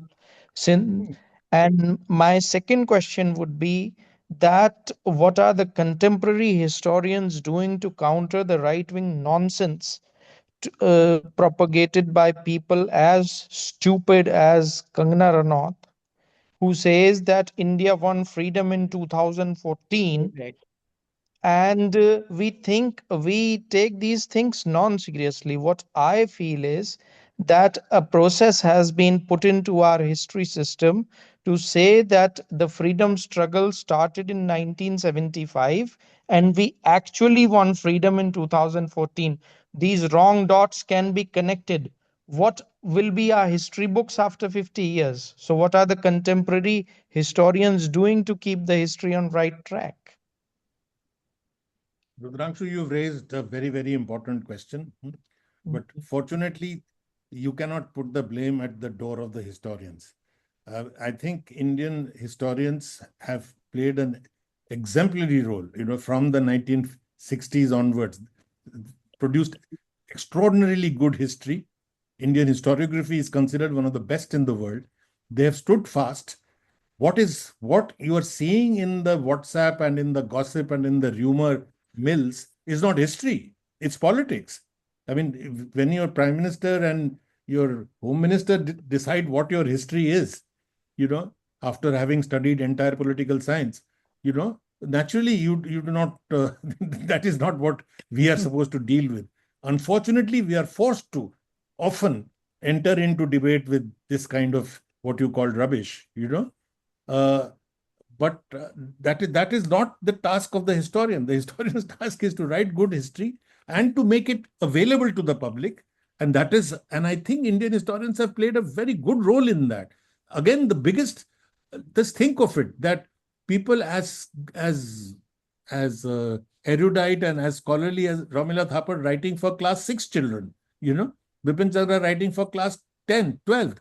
Nowhere in the world would you find the greatest scholars writing for school children. R.S. Hmm? Sharma, Satish R.S. Chandra. Sharma, Satish Chandra, all Irfan Habib, they all write for popular, for NBT, for school texts, etc., etc.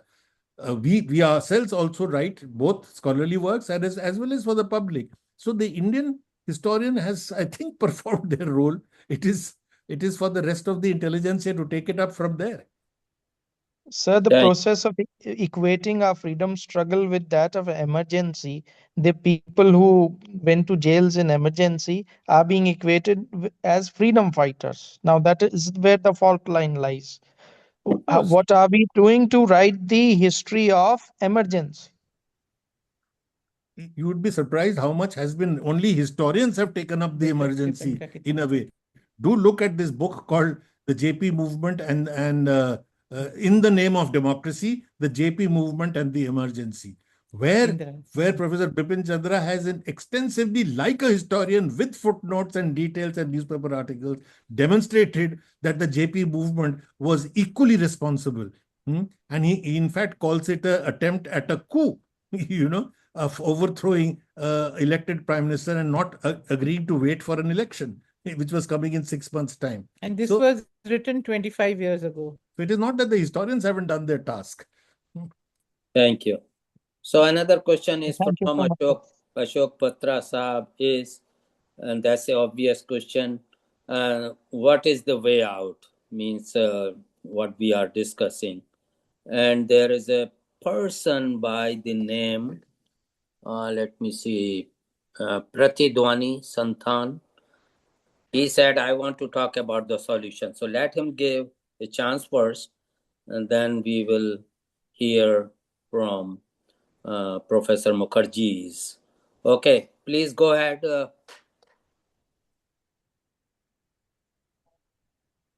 Pratidwani Saab.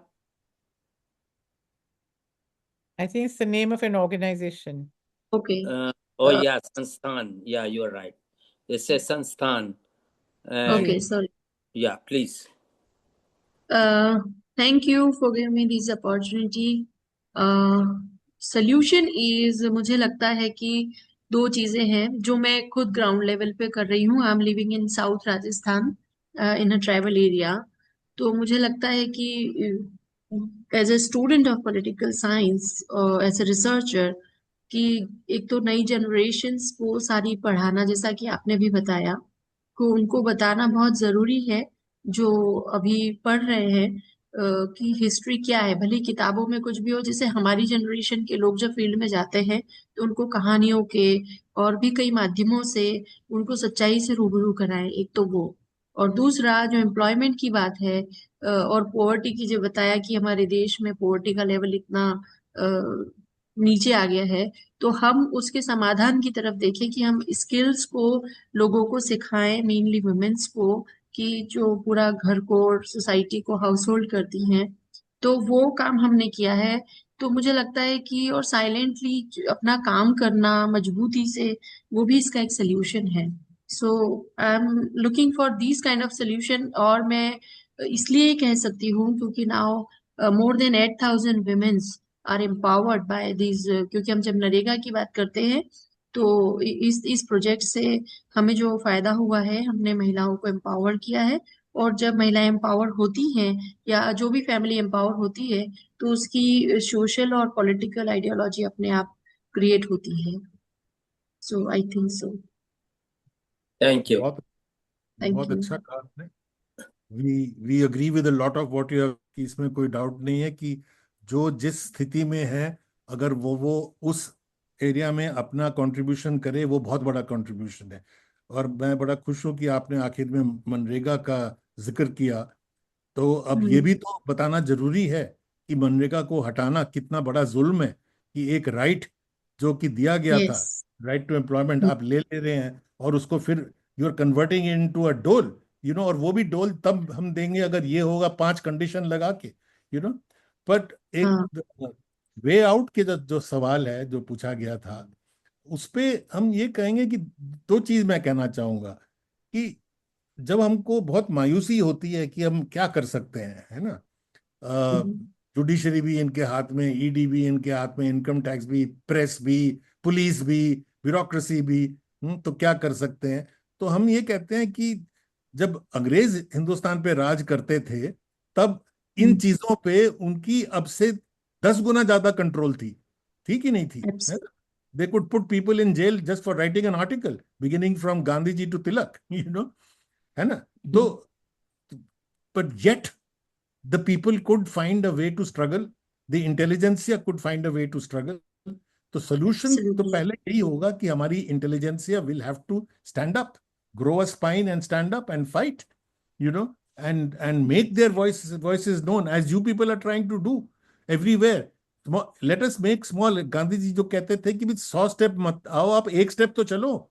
If each one हाँ। of us were to go just one step forward in the direction of a more humane, more kind, more inclusive, a decent society, then I think the battle would be won. Right sir. And अभी इतना regret होता है कि जो नरेगा का नाम बदल के जो भी XYZ रखा गया है, वो लेने में भी राम बड़ी जी, हिचक सी लगती है। बिल्कुल हाँ। So thank you. बिल्कुल। Thank Thank you. you. Thank you so much. Imtiaz Saab, please. Thank you. Thank you, professors, for your very informative and insightful presentations and answers, very focused answers. My question is, what are the reasons for Nehru bashing these days, namely different vision of India, religious and ideological differences, foreign policy issues, or just jealousy? And how has this Nehru bashing affected the legacy of Nehru in India? You know the answer because you've answered both.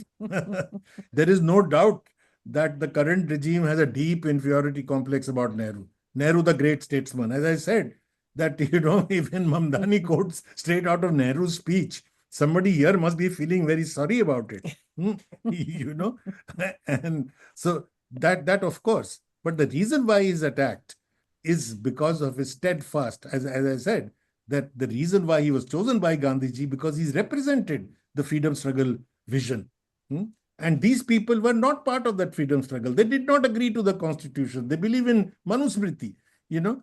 So, and who was a better exponent of the idea of India than Nehru, you tell me, in every, as Gaur Sahib started in the beginning, in every aspect of life. Can you think of somebody who said it better? So naturally he would be a target. And Gandhiji is not easy Well, yeah, target. exactly. You see, we know very well that their thinking, they're actually speaking in not overt ways, but otherwise, Gandhiji is a big is a big target and a big object of hate. I mean, he was not assassinated for nothing. If you look at the manner in which he was written about just before his assassination, if you see how Savarkar writes about him, there's a lot of hate for Gandhi in the Hindu communalist framework.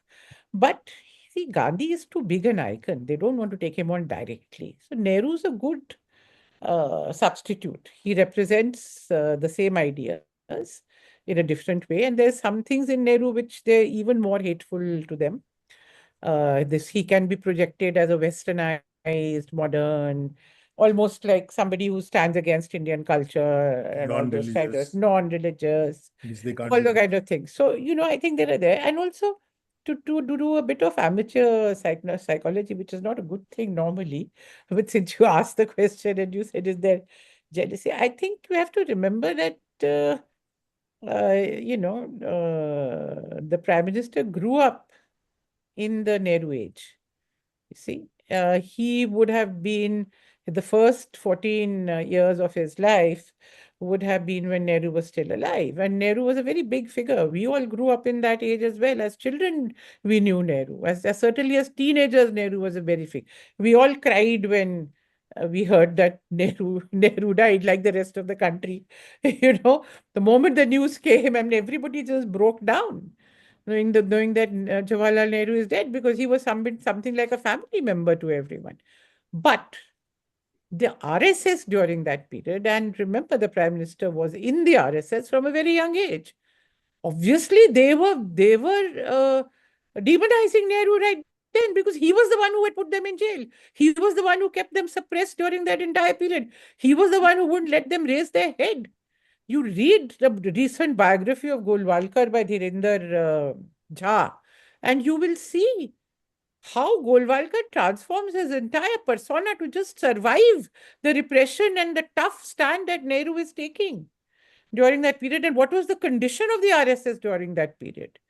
When we say it was a failure, you actually have to see the reality of what Nehru actually succeeded in doing to them and how they saw it. So I think growing up in that period, he must have seen or trained to see Nehru as somebody who was evil. Thank you. We are almost on the top of the hour, so we have 3 more questions, please. So one is from Fazal Khan. Was JP really secular, or he brought the movement out of hatred to the Congress? And why there is no movement like that if BJP is so bad? The first question I understood. JP was a great socialist at one time, without any doubt. He was a comrade of Jawaharlal Nehru, a personal friend, etc. But there is also no doubt that when he led this movement later, he used the RSS as his primary tool. He could not, he had no cadre of his own, and he used the RSS cadre, and he became dependent on it, and therefore he began to defend them and thus gave them a legitimacy. So on a historical scale, he played a very, very unpleasant and I would say communal role, undoubtedly. I didn't get the second question. So there is about JP. The question is, if BJP is so bad, why there is no movement against them? If there was no movement, why are they forced to use force? Why are they adopting fascist methods? Why are they suppressing voices? Why are they not allowing meetings? Which means there is a movement. There is something to suppress. You don't suppress which doesn't need to be suppressed, no? You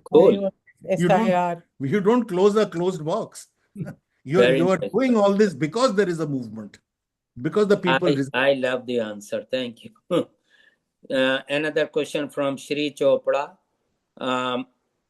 When historians write history, they all instructed are by their ideologies and approach of their historiography. Do you see any validity of the right-wing historians or historiography that has taken place 70 years to develop? So during the last 70 years, was there any right-wing historiography developed? We wish there was a right-wing historiography, then we would have argued with them. You see, we may, as the questioner is correctly saying, that historians have their own positions, own views, etc. But we are restricted by the discipline of history, very rigorous discipline. It's a scientific discipline. It's a very, I would say, a very difficult science, because the variables are unlimited. You cannot control the variables in this science, right? But there is a discipline to it.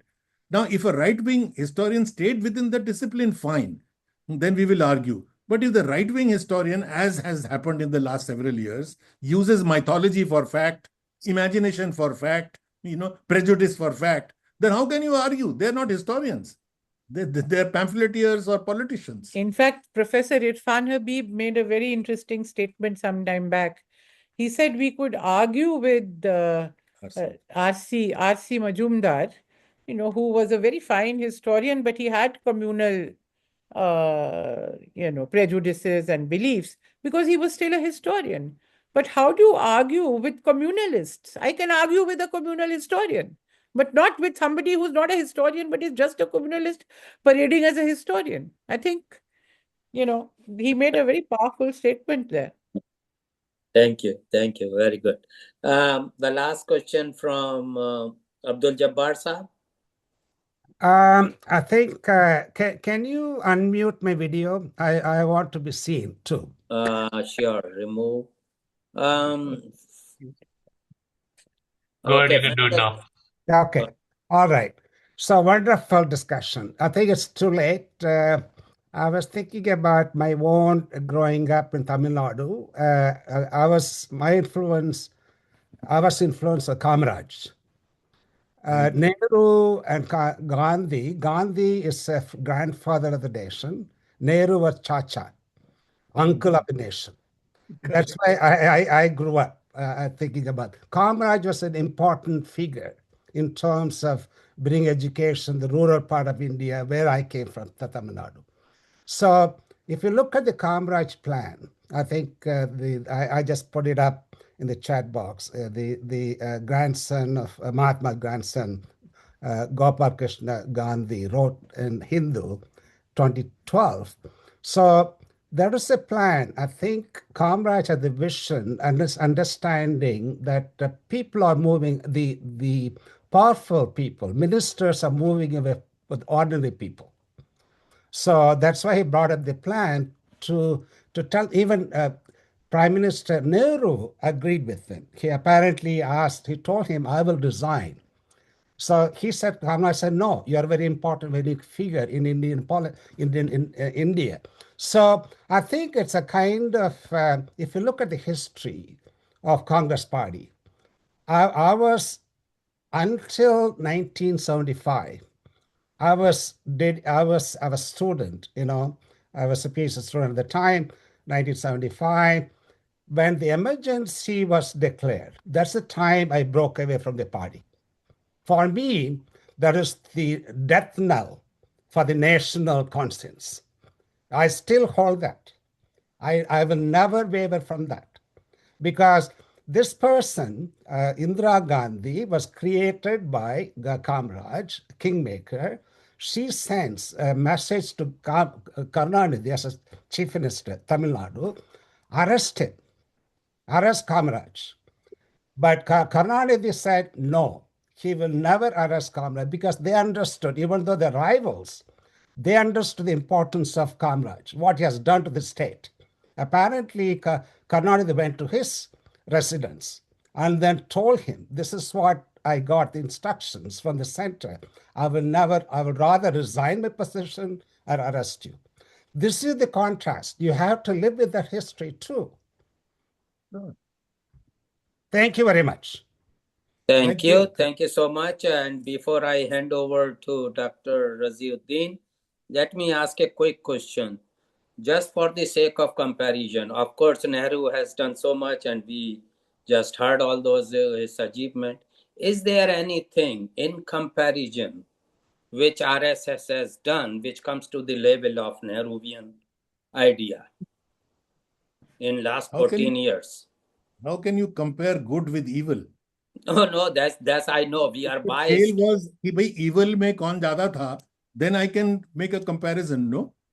I understand, Aditya Saab, we are biased, but if you think with the RSS mind perspective, they think they have done a wonderful job.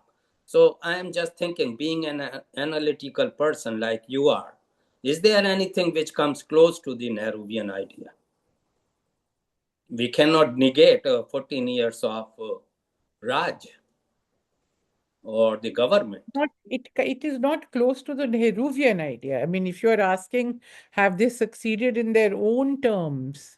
Yeah. Of course, they have succeeded significantly in pushing forward the idea of a Hindu Rashtra with the aid of governmental power. You know, they have used governmental power, they've used the resources of the government, which have come to them in a very big way, and, power, as you Crony know. capitalists. I mean, in every possible way. So they have used that to push forward their ideological agenda of a Hindu Rashtra in a very big way. There's no doubt about it. Their shakhas have spread all over the country. Their school system has expanded tremendously. Their membership, all those things are very much there. But in the Nehru, but there's nothing Nehruvian about it. For Nehru's methods and everything was also very different. You know, in fact, the opposite, Nehru was not using that way negatively what governmental power to advance his ideas or his vision. Yeah. Thank When you. you are I think somewhere, it's difficult to formulate it in a succinct way. But I think when we think of the freedom struggle, when we think of the Nehruvian period, we think of grand visions, great ideas. We think of visionary ideas. We think of ideas in which humanity is at the center of the whole vision, the advancement of humanity, what is going to take the whole human race forward. Those are the kind of fundamental ideas these people are engaged with. Mahatma Gandhi was not just fighting for India, he was fighting for a certain, and he was putting forward a vision of the world. Yeah, well It is said. quite here we are talking of something very narrow, something, in my opinion, very negative, very retrograde, but certainly very narrow. There is Yeah. nothing universalistic about it. There's nothing big vision about it.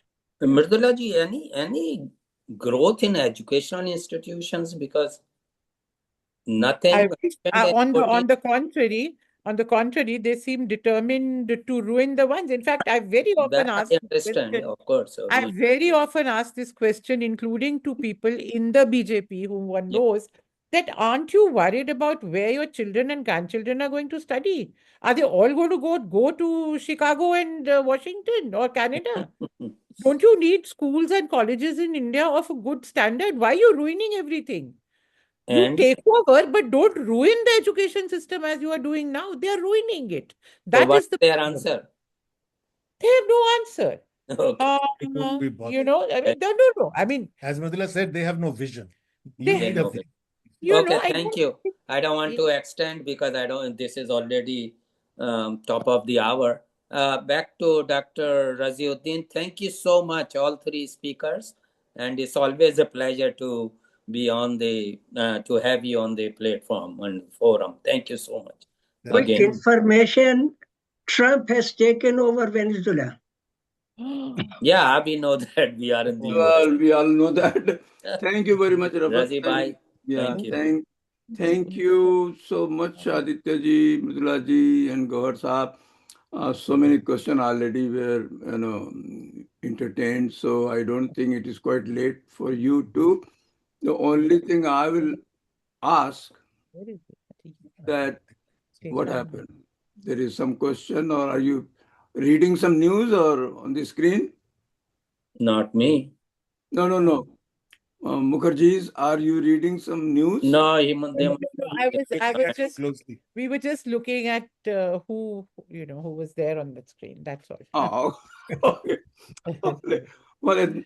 Well, your sister was here, but I don't know. She disappeared.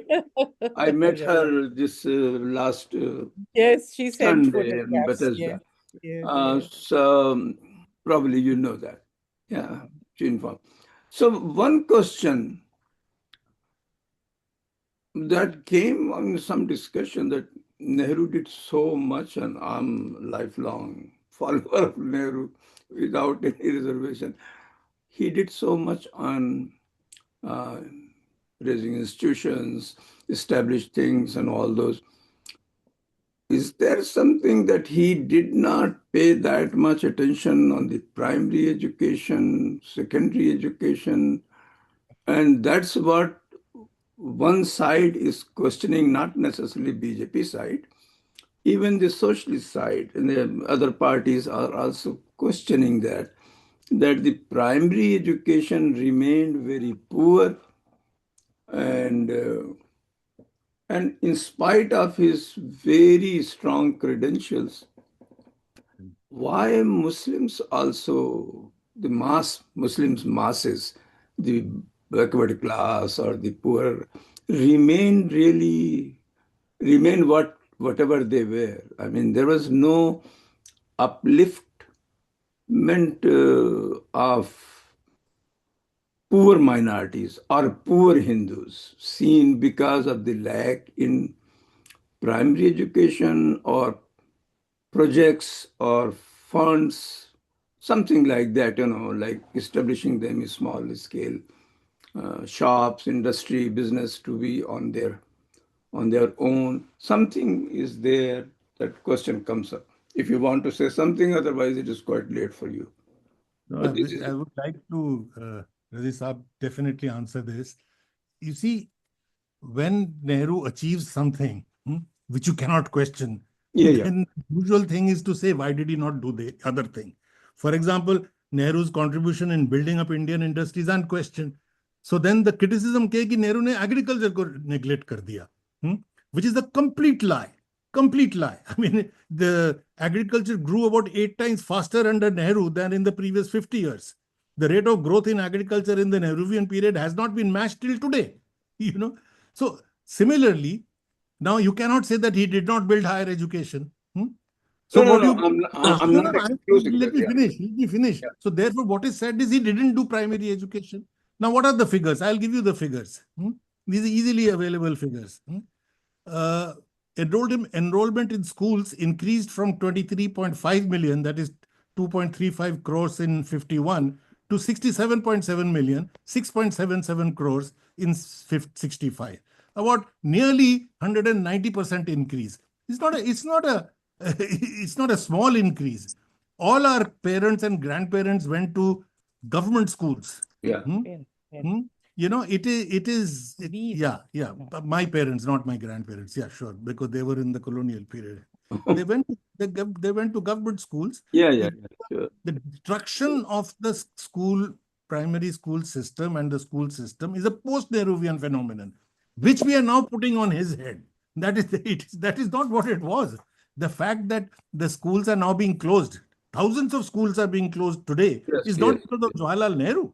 Yes. Nehru tried to create the institutions. All It is right. not a assessment. It's not. I would say that if in terms of the objective which they had set before them, which was free and compulsory education at the school level, yes, but I think in 1960 or 61, it was first the objective, then they pushed it back by a few years. And then ultimately, it was very clear that it was not an objective that was going to be achieved. So, but I mean, in that sense, you can say that they themselves had put before themselves the objective that every child should go to school within a matter of 10 years or so. But, I think there are many I mean, again, these are not excuses one is making. Of course, I think the situation in terms of resources is something one has to look at. Yeah. Also, see what happens with 62, the China war that way. We have not talked about that today. It was a big blow to the whole developmental project because Nehru was attacked, as you know, in a big way, saying, oh, you haven't built up the defense and this and that. Yeah. Now, obviously, more resources had to go, and also China had attacked, and it was a big blow. So more resources then had to go into the defense sectors. Now, we are the kind of economy we were. Secondly, we did not take consciously, aid of a certain kind. Yeah. One, because we were not taking sides in the Cold War, we did not get the kind of aid, for example, that Pakistan got from the Western Bloc, especially the US. Or Japan or Korea. Secondly, for military supplies, we also had a policy that we would not take aid we would only buy them. So there are many complex factors, but I think, yes, I mean, I think the motivations were there very much. To say that Nehru did not understand the significance of primary compulsory education would be wrong. But it's like saying, why did he emphasize on science and technology? Because that's where it was weak. How many engineers did we have? What medical schools did we have? We at least had a structure for the humanities and social sciences, but we had zero in these fields. So Sciences. obviously, one is always bending the stick in the direction in which it is weak. So all those complexities are very much there, and it's not a perfect, solution. Okay, thank you once again. This has been Razibhai. This has been really late over there in India. Yes, it is late. I think it is So late, thank and you once again, we all apologize. of We you. can't stop the global, time scale. But thank you very much. It was a wonderful session, and again, we revisited Nehru. At least refreshed the thing, and thus Nehru is always there. It doesn't matter how much the other side says, Nehru remains still very tall in the imagination of most Indians, at least more than 50% Indians, at least for now. Bye bye. Thank you so much. Right. What's up? Thank you. फिर Thank मिलेंगे. you. Thank you. Thanks a Thank lot. you. Thank you Thank very you. much. Thank you so much. It was enjoyable session. Thank you. In these All dark times when Nehru is being beaten up left and right, Very nice. Thank you, remember God. him itself is a Yes. big thing. One of your historian colleagues was sitting here. Unfortunately, she didn't ask. Barbara Metcalf was here. Who I is she? saw her. Oh, Yeah, really? yeah. Sir, Nehru was the only difference between India and Pakistan. Let's keep that in mind. Let's not reopen that kind of thing. Okay. Thank you very much. Okay, bye. Thank you so much. Bye-bye. Right. Good Bye. night. Good night, All right. everybody. Thank you very much. Happy Bye. New Year to all of you, To all of you, same. despite Venezuela. Happy New Ah, Year, ma'am. yeah, they have captured him and bringing him here. Apparently, in 2020, Southern District of New York had a indictment against him on the drug charges. He was already indicted in 2020, and I don't remember when it was Biden's period or his last year, Trump. Okay. But these jurisdictions are very independent, especially the Southern District of New York is known for hunting. Even Trump is trapped under that jurisdiction. So they have the indictment already, and they were looking for ways. And I do not know whether this is connected or not, but they are the one who are going to pursue it probably. Or you remember Noraga, what was his name? Long back, the other guy they put him in jail for 17 years and he died after release. Nicaragua's, no, yeah. Was that the president of Nicaragua? Razi, if I could say, I think the main problem is not they have removed the president. The main problem is Trump is planning to keep occupation of Venezuela. It's not an easy thing. All the experiments in the past, whenever United States had taken over the occupation, whether it was Libya or it was Iraq, it has turned out to be a disaster. Yeah. So there is no reason to assume that it will be any different if it continues. That is always the case with whenever American intervention is there. In such cases, they leave it. Coming with the wild ideas that they have stolen our oil and they have stolen our land. No. I don't know how can you prove that kind of accusations. One Afghan intellectual had once told us that American support is the kiss of death. That's true. They leave you at the moment when you do not know. Look at Libya, Iraq, and Afghanistan, and now Venezuela, who knows what else. Aamir भाई आपने question नहीं पूछा आपको तो I think you were always the most it is always close to your heart, India, Pakistan. One thing, he very nicely mentioned about the rebellion in 1957, and it was that all Hindus and Muslims came together under the flag of the Mughal Emperor Bahadur Shah. That was not the first time, because before that, Shah Alam was also taking under the protection of Marathas. The Marathas were much more powerful than Mughals were, and they provided the protection of Shah Alam. All the edicts which was issued by Marathas were in the name of the Mughal emperor. They did not, I mean, they still have the respect of the all the Mughals.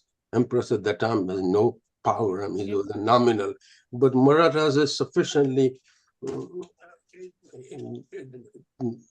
respectful that they issued all the farman, as they call it, in the name of the Shah Alam Mughal emperor. So this is a long tradition, and it's only recently during the British rule or whatever that this polarization evolved. चलिए देर हो गई आप लोगों को बहुत Thank you very much. It was very nice session. I do not know whether you had taken dinner or before that or not, realizing it